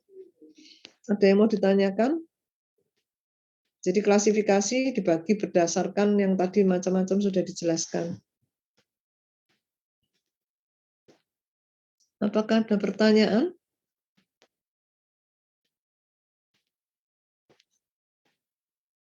Belum ada. Baik, saya lanjutkan. Kalian paling suka makan apa sih? Saya memberi contoh aplikasi ini roti. Cocok nggak dengan selera kalian? Maksudnya dari tambahan makanan ya, sehari-hari ya, selain nasi, kalian suka makan apa ini? Mungkin dari peserta ini bisa beri masukan. Kalau orang Indonesia kan seringkali kalau nggak makan nasi belum makan ya, jadi itu makanan utama. Ya, selain makanan yang utama apa? Ada yang nggak suka roti gitu aja ya. Kalau semua bilang suka burger. Ini kalau roti itu istilahnya orang Indonesia semua pasti tahu ya. Tapi kalau burger lah ini sudah mulai kita internasional ya, masuk bukan nasional, internasional ya. Oke, burger. Ada lagi? Kue kering?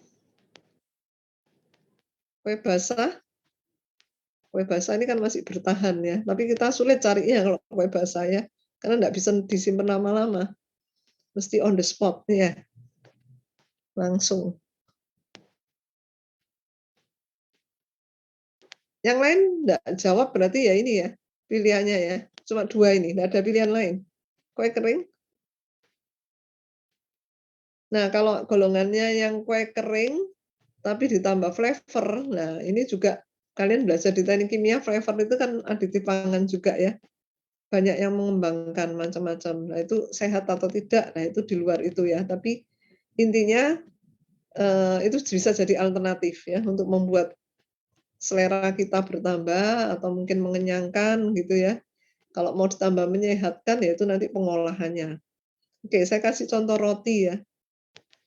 Nah, roti ini kan pasti butuh pengemas. Karena kalau nggak dikemas, nanti cepat kering, kena udara. Iya kan? ini kok tulisannya ngaco ini ya, kenapa ini? Nanti kemarin saya rubah-rubah PDF-nya ya.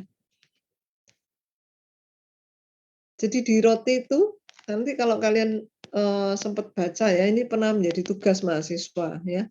Untuk produk-produk pangan itu dilihat indeks kegagalannya karena apa saja, terus bagaimana menggunakan pengemasnya ya. Cuman ini kan masih di pendahuluan, jadi sekilas saja ya contoh aplikasinya. Ya. Roti itu tahan lama nggak? Kalau kalian lihat di expired date-nya, ada yang cepat ya, ada yang bilang ini fresh gitu ya, tiap hari ganti. Nah kalau sudah gitu berarti 1 hari umurnya ya. Tapi ada juga yang kalau dilihat seminggu, 1 bulan, nah itu pakai pengawet kan, ya. Ya kita kalau itu aman pengawet makanan ya enggak apa-apa gitu ya, enggak apa-apa. Cuman seringkali kan untuk yang milih yang lebih sedikit pengawetnya, artinya lebih cepat rusak, kita punya cara biasanya diapakan? Ada yang tahu? Diapakan? Ada yang punya pengalaman mungkin, masa simpan terhadap roti? Roti itu kan cepat rusak ya, kalau roti yang tadi aja, roti tawar saya. Pertanyaan saya gini, roti tawar itu pengalaman saudara, nah kalau pernah mengkonsumsi ya, kan mesti pernah mengkonsumsi ya. Kalau burger lebih cepat kalau nggak dimasukkan kulkas ya. Sekarang roti aja, roti rasanya lebih lama kan dari burger rusaknya ya. Tahan berapa lama? Terus pernah nggak kalian bandingkan roti tawar dengan roti manis? Kalau disimpan di udara kamar ya, suhu ruang, lebih awet yang mana?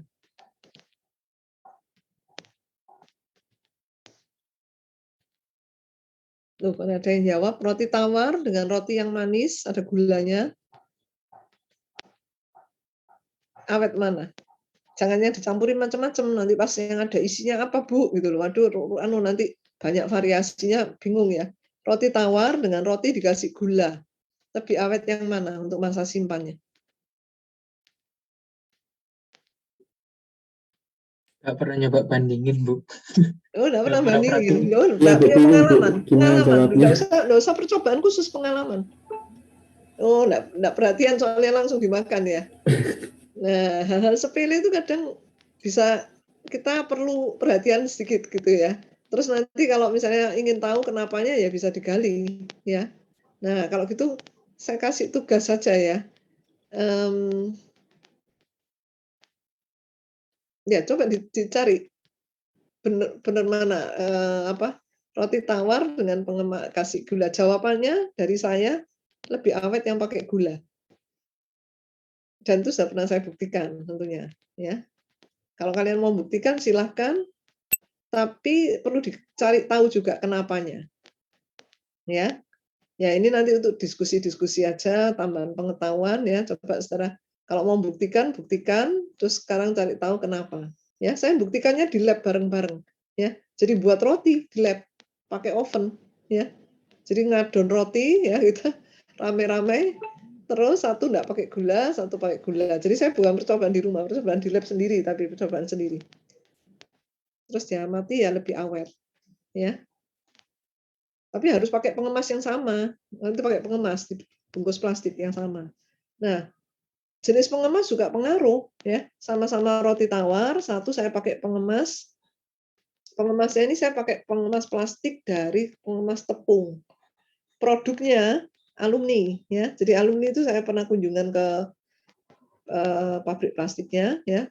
Dia karung plastik dan plastik fleksibel tepung untuk tepung ya. Nah, saya dapat banyak, ada 2 jenis gitu, tipis tebel gitu. Saya coba aja gitu. Memang dia berikan untuk penelitian. Silakan kalau mau dipakai untuk penelitian ya. Cukup banyak saya punya sehingga saya bandingkan juga. Ya pakai yang lebih warnanya lebih keruh pasti lebih tahan daripada yang transparan. Itu juga terbukti pasti. Ya.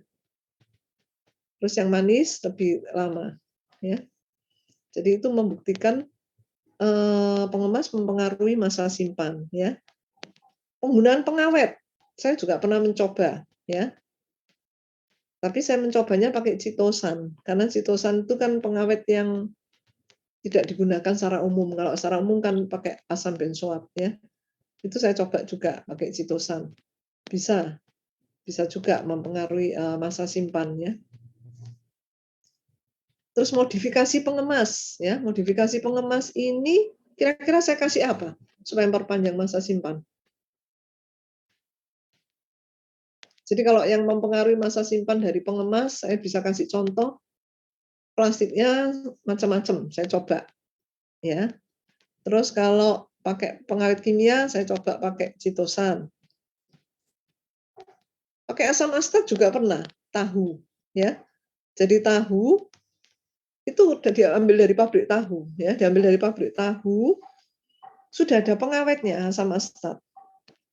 Jadi saya waktu itu nguji formalinnya, karena gini, waktu itu kan ada isu ya, ini tahu pakai formalin gitu ya, terus kebetulan penyakitnya untuk uji formalin gitu ya, jadi diuji bener nggak. Sempat alatnya ngaco gitu ya, indikasinya kayak ada. Terus saya bilang, loh kok ada ya ini, padahal Pak Arief yang belikan, karena itu pabrik tahunya di dekat rumah Pak Arief katanya. Pasti nggak pakai gitu ya, katanya pasti nggak pakai asam astat. Loh tapi kok keluar uji formalinnya. Nah itu saya waktu itu lagi membandingkan itu ya. Ternyata memang bisa mengindikasikan seperti itu, padahal pakai asam astat. Makanya tahu-tahu di Surabaya itu seringkali agak kecut ya, agak masam gitu kan ya. Mestinya bisa pakai yang lain gitu ya, pengawet yang lain. Oke, kemudian kalau modifikasi pengemas, kira-kira pakai apa?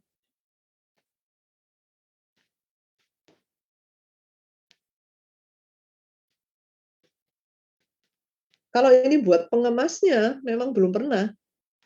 Ya, buat pengemasnya belum pernah, kecuali yang bioplastik. Ya, itu ada penelitiannya Bulani untuk lomba. Ya, saya lebih ke arah modifikasi lingkungannya.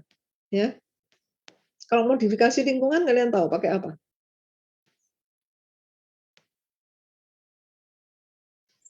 Dibuat vakum gitu. Oke, pernah. Itu ya, pernah itu tahu dibuat vakum, terus dialirin nitrogen pernah, ya. Ya lebih lama. Pernah itu. Oh, roti juga pernah, ya. Selain itu, kalau kalian nyimpen obat atau kue kering ada apanya? Untuk nyerap air.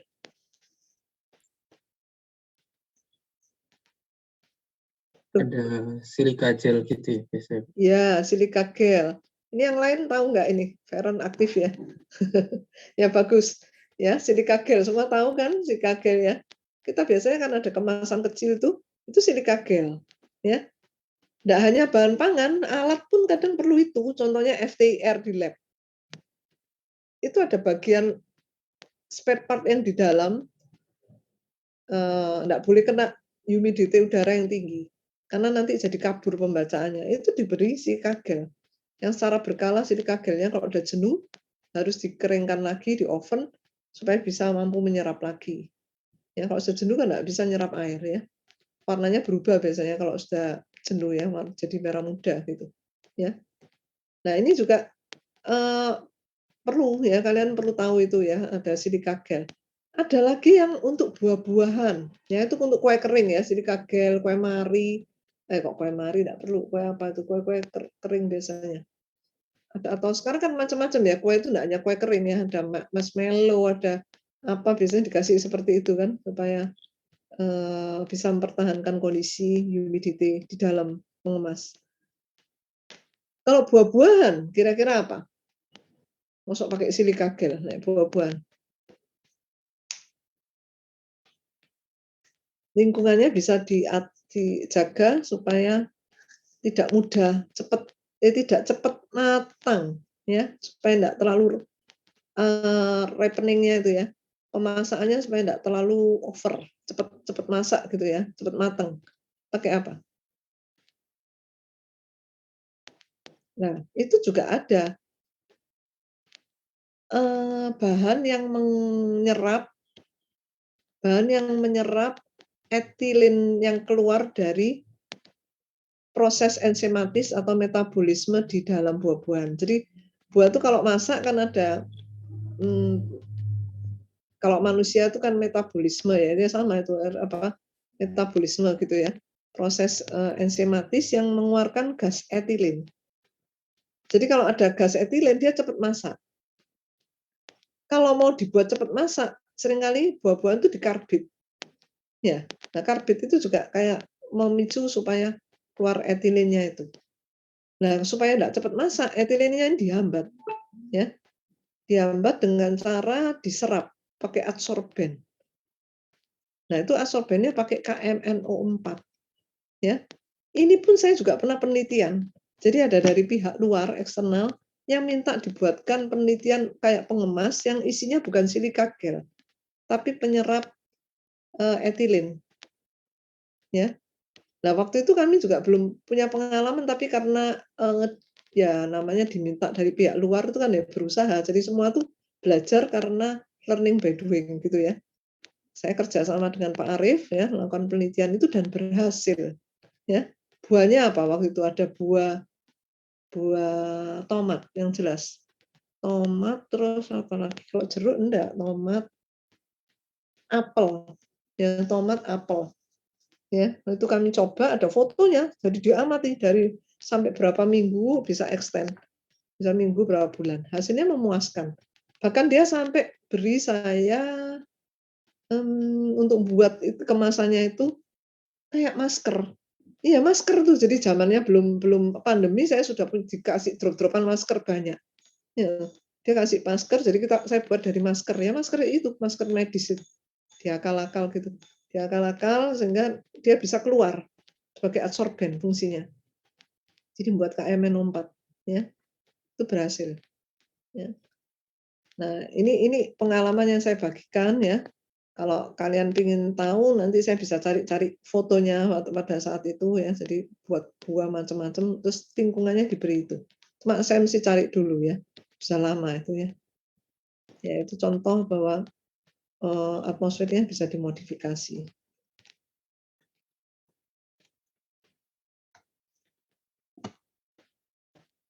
Apa itu styling?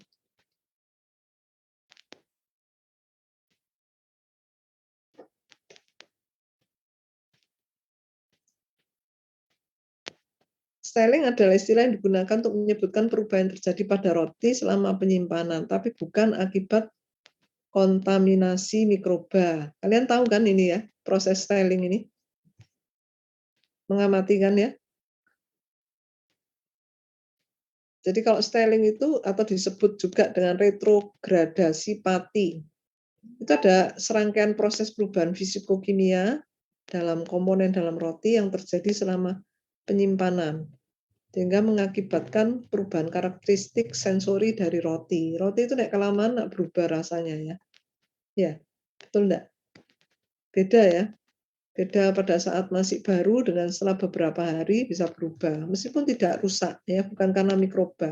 Jadi yang disebut rusak itu biasanya kan kalau ada hitam-hitam jamur ya, timbul jamur.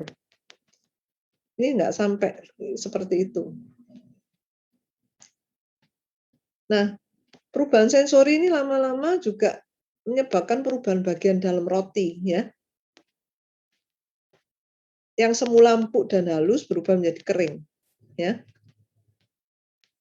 Nah, rotinya itu disebut kram ya, bagian kramnya itu.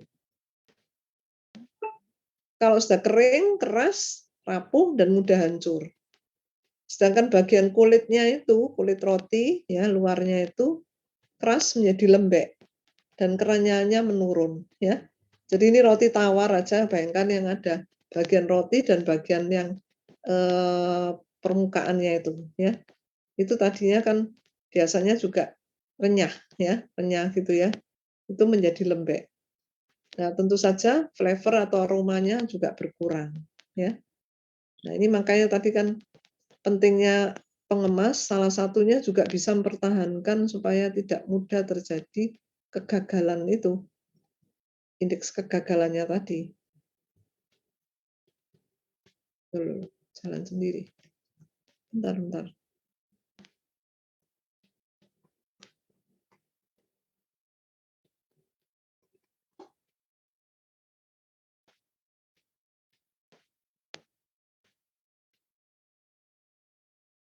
Kalau pakai ini touchscreen ini jalan sendiri.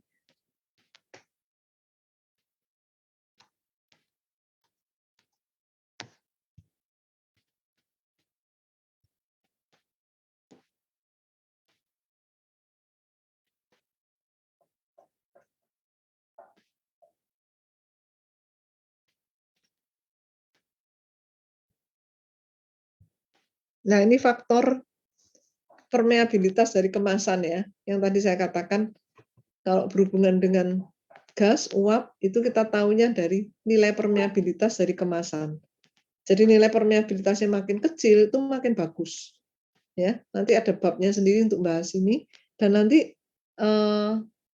kalau ada praktikum offline ya, kita juga mencoba ini ya, gimana mengukur permeabilitas dari kemasan. Indeks kegagalan yang dari roti itu seperti tadi ya. Jadi ada styling ya. Kalau untuk biskuit, cookies dan crackers itu tentunya rasa renyahnya itu ya, rasa renyahnya itu bisa hilang ya kalau rusak ya. Kemudian ada istilah rancidity dan fat bloom.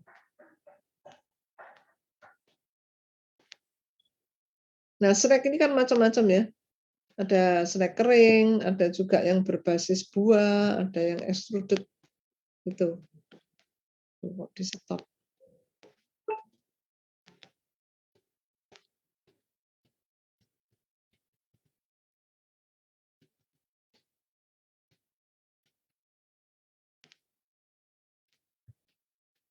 Bentar ya.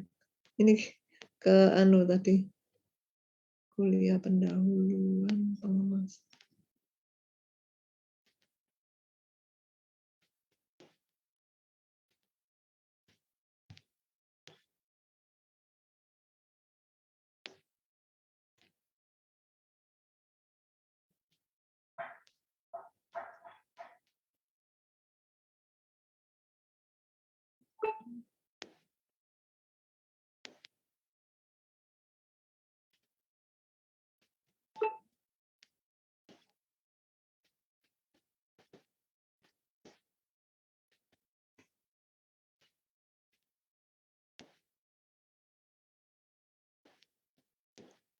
Enggak mau masuk ini. Bentar ya. Saya stop kan.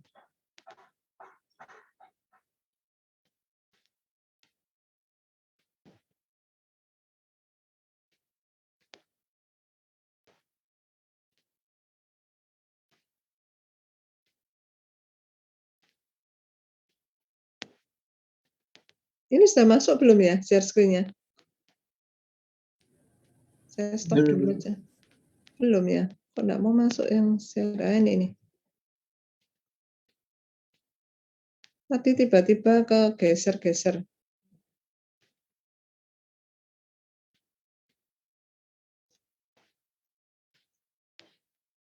F5.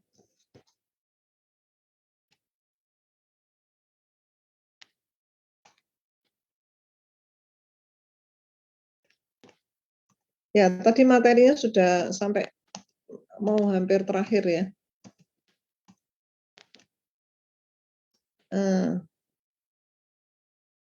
Yang disebut rancidity adalah hilangnya kerenyahan ya. Kemudian kalau kita lihat pada umumnya semua makanan ringan itu menggunakan lemak sebagai agen pengolah untuk mendehidrasi produk ya. Seperti keripik kentang atau dalam bentuk yang di ini ya, ekstrusi itu ya. Itu rasanya kan khas. Sehingga kalau misalnya masa simpan makanan yang ringan yang digoreng itu sangat erat kaitannya dengan perkembangan tengik tadi ya, kalau lemak ya, kacang-kacangan dan sebagainya.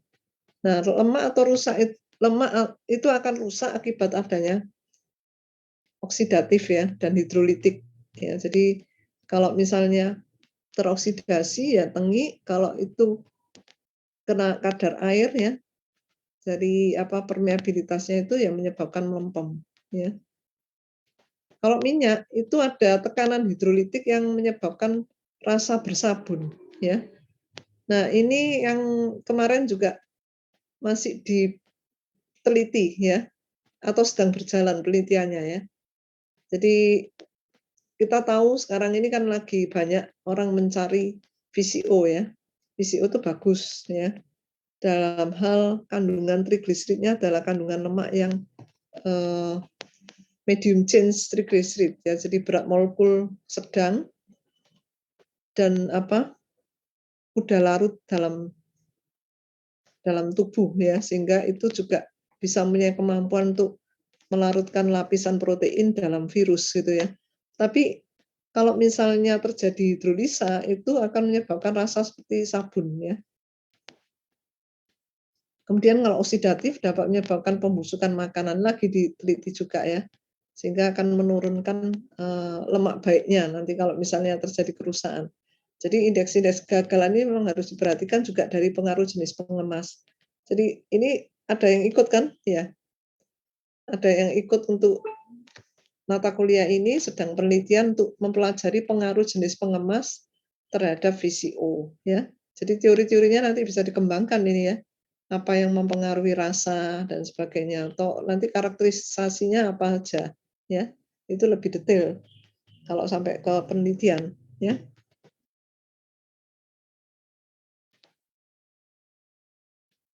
Nah, ini sampai saya gambarkan bad mood ya. Karena kalau kita beli kerupuk itu mesti bayangkan kriuk gitu ya. Kalau sudah melempem, sekarang ada cara gimana? Kalau sudah melempem kita masukkan air fryer ya. Itu bisa kriuk lagi ya. Jadi airnya diserap lagi itu bisa kriuk ya. Tapi kalau nggak ada air fryer ya sudah itu buang ya, kita nggak suka ya. Karena nggak bisa menikmati ya. Ciri khasnya kerupuk kan harus kriuk ya. Jadi makanan yang digoreng atau dengan cara apa, kalau nggak pakai minyak kan juga bisa pakai oven gitu ya. Tetap kalau kena kadar air di udara, nyerap air di udara itu akan menyebabkan berkurangnya kerenyahan ya.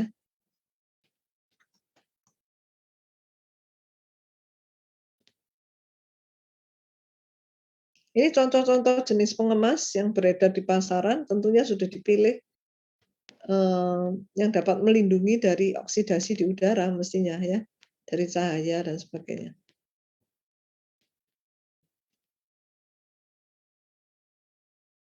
Nah, ini yang model ekstrusi itu model kayak ciki gitu loh, yang bisa mengembang itu ya. Makanan ringan ya, jadi ringan itu. Menggantikan beberapa proses yang secara konvensional. Ini juga banyak penggemarnya karena dikasih flavor ya, rasanya macam-macam kan. Ini pengembangan produk puff and extrude snack ya. Pengekstrusi yang paling populer dan sukses yang digunakan dalam produksi makanan ringan adalah yang ini kalau pakai alat pengekstrusinya ya. Ini waktu membuat ini. Jadi kalau kalian tahu extruder itu bisa juga dipakai untuk membuat bahan plastiknya, bahan pengemasnya ya. Itu ada di dalam mesin ya, namanya mesin extruder. Nanti dia juga bisa buat pelet biji-biji plastik ya, proses ekstrusi. Bisa juga untuk bahan pangan. Jadi di lab OTK itu ada sebetulnya alat ekstrusi. Dulu pernah dibuat untuk ciki ya. Jadi kita dulu secara fisik sudah bisa membuat snack seperti ini. Tinggal kasih bumbu-bumbu rasa apa ya. Cuma nggak tahu alatnya jarang dioperasikan. Mungkin listriknya besar atau gimana. Ya, ada itu di lab OTK ya. Kita pernah dapat dana hibah sehingga bisa beli alat ekstrusi ya. Bedanya apa? Kalau untuk bahan pangan pemanasannya tidak sampai suhu tinggi ya, tapi kalau biji plastik diekstrusi itu sampai titik lerengnya suhunya tinggi ya, di atas 100 biasanya. Kalau ini nggak di bawah 100. Bedanya gitu, waktu pemrosesan dengan ekstrusi ya. Di sini dikatakan alat pengekstrusi harus menggunakan sejumlah fungsi dalam waktu singkat di bawah kondisi operasi terkendali. Ya, jadi ada caranya. Itu pemanasan, pendinginan gitu ya. Pengantaran, pengompresan, pengubahan, percampuran, peleburan, memasak, tekstur dan pembentukan.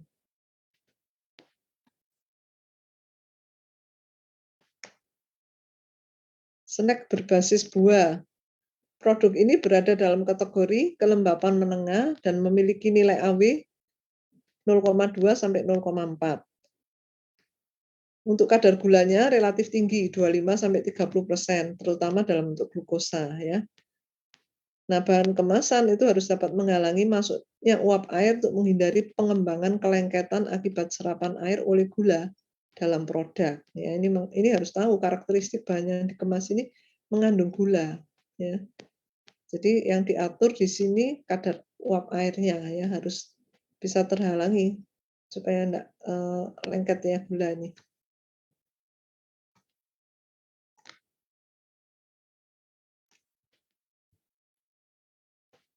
Ini sudah terakhir ya.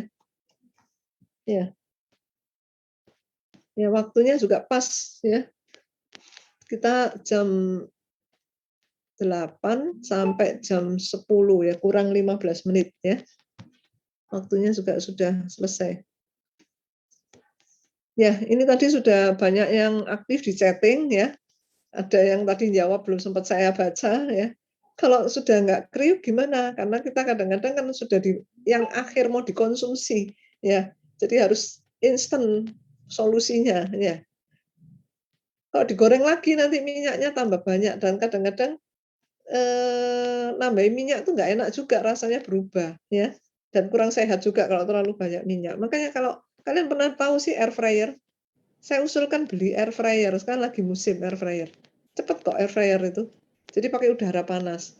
Memang agak mirip oven tapi lebih praktis ya, nggak besar-besar gitu ya.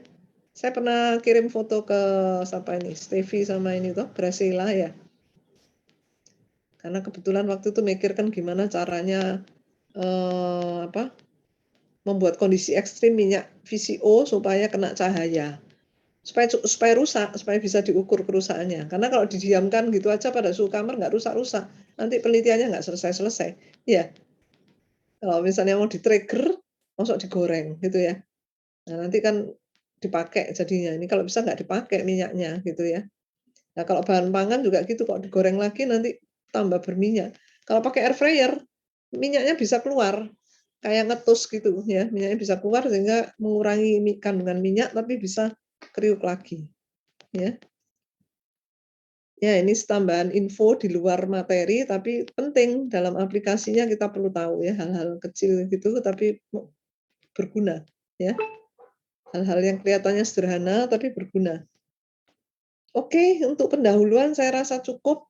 Saya masih menunggu polling kalian apakah mau offline.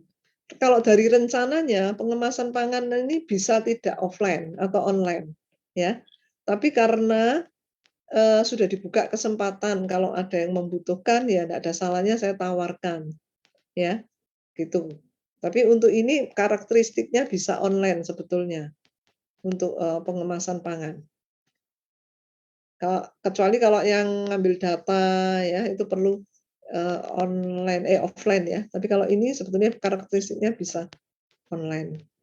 Ya, tapi silakan ya saya tunggu istilahnya jejak pendapatnya, pollingnya ya untuk disampaikan keputusannya di grup WA. Ya, grup WA-nya belum dibentuk ya sama Feren ya? Iya, habis kelas ini nanti saya invite.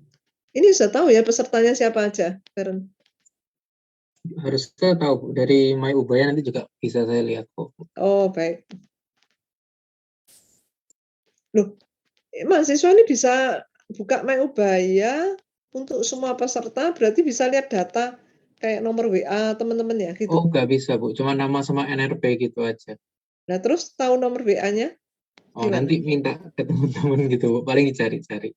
Tapi Bisa ya? setidaknya tahu dulu siapa anggota kelasnya gitu. Oke. Iya, betul. Berarti tahu dulu ya, ini kalau sudah didata nanti bisa ditanyakan ya. Berapa orang jadinya ini tadi? Kok banyak ya? Seingat saya 15, Bu, orang. Kok banyak ya? Pengemasan pangan. Oh, yang 8 itu bukan sih, mungkin satunya ya. Ya, 15 berarti saya yang keliru nih. Oke, nggak ada pertanyaan apa masih ada yang ditanyakan? Untuk presensi ternyata masih belum bisa dibuka, Bu. Wah, iya. Iya, belum Bu. Saya coba. nggak bisa login, Bu. Saya coba buka di My Ubaya yang aplikasi yang di HP itu, nggak bisa masuk ke presensinya. Loh, karena saya belum buka kali. Enggak, Bu. Dari aplikasinya nggak bisa buka memang. Oh, Masuk ke akunnya aja nggak bisa, Bu. Nah, ya itu, Bu. saya kok belum mencoba. Tapi kan nggak boleh lewat 1 hari ini. Kalau sampai jam 12 masih nggak apa-apa. Iya, saya kok ya belum bisa nih, masih munyer aja. Ya nanti Mungkin anu aja ya, saling kabar-kabar aja ya soal presensi ini ya. Nanti saya ngabari kalau sudah ada perkembangan. untuk jaga-jaga mungkin bisa screenshot dulu aja, Bu. Sebentar, iya berarti ini foto aja dulu. Saya stop share. Untuk jaga-jaga, Bu. Kalau gitu tolong ini dibuka ya. Saya nanti kalau perlu mengirimkan bukti-bukti, ini juga belum bisa dibuka. Iya, kok aneh. Pakai Neo kan ya? Iya, Bu. Untuk presensinya. Biasanya minggu-minggu pertama kalau offline tuh kacau ruang. Ya, kalau presensinya ada kacau ruang. Kalau online ini masih ini apa belum dibuka. Yuk saya foto ya. Ini kok masih ada yang off. Tolong dibuka. Ya, saya tunggu Anthony Nathan. Ini baru pertama kali kalau saya ngajar, enggak tahu mahasiswanya ya, online ini repot nanti. Saya ketemu kalian di jalan, saya bisa nggak tahu. Terus mahasiswa sekarang juga mikirnya, dosennya nggak mungkin tahu, nggak panggil ya. Tambah saya nggak pernah kenal nanti sampai kalian lulus. Ya mudah-mudahan enggak lah. Ya, sudah. 1, 2, saya belum jelas ini kepotong. 1, 2. Terima kasih. Sudah ya, terima kasih. Selamat siang. Ini saya tutup dulu. Yang lain nanti saya buka kembali untuk yang saya mau bimbingan ya. Ya, saya Terima kasih, isi Bu. dulu ya. Terima kasih, Ya, Bu. makasih.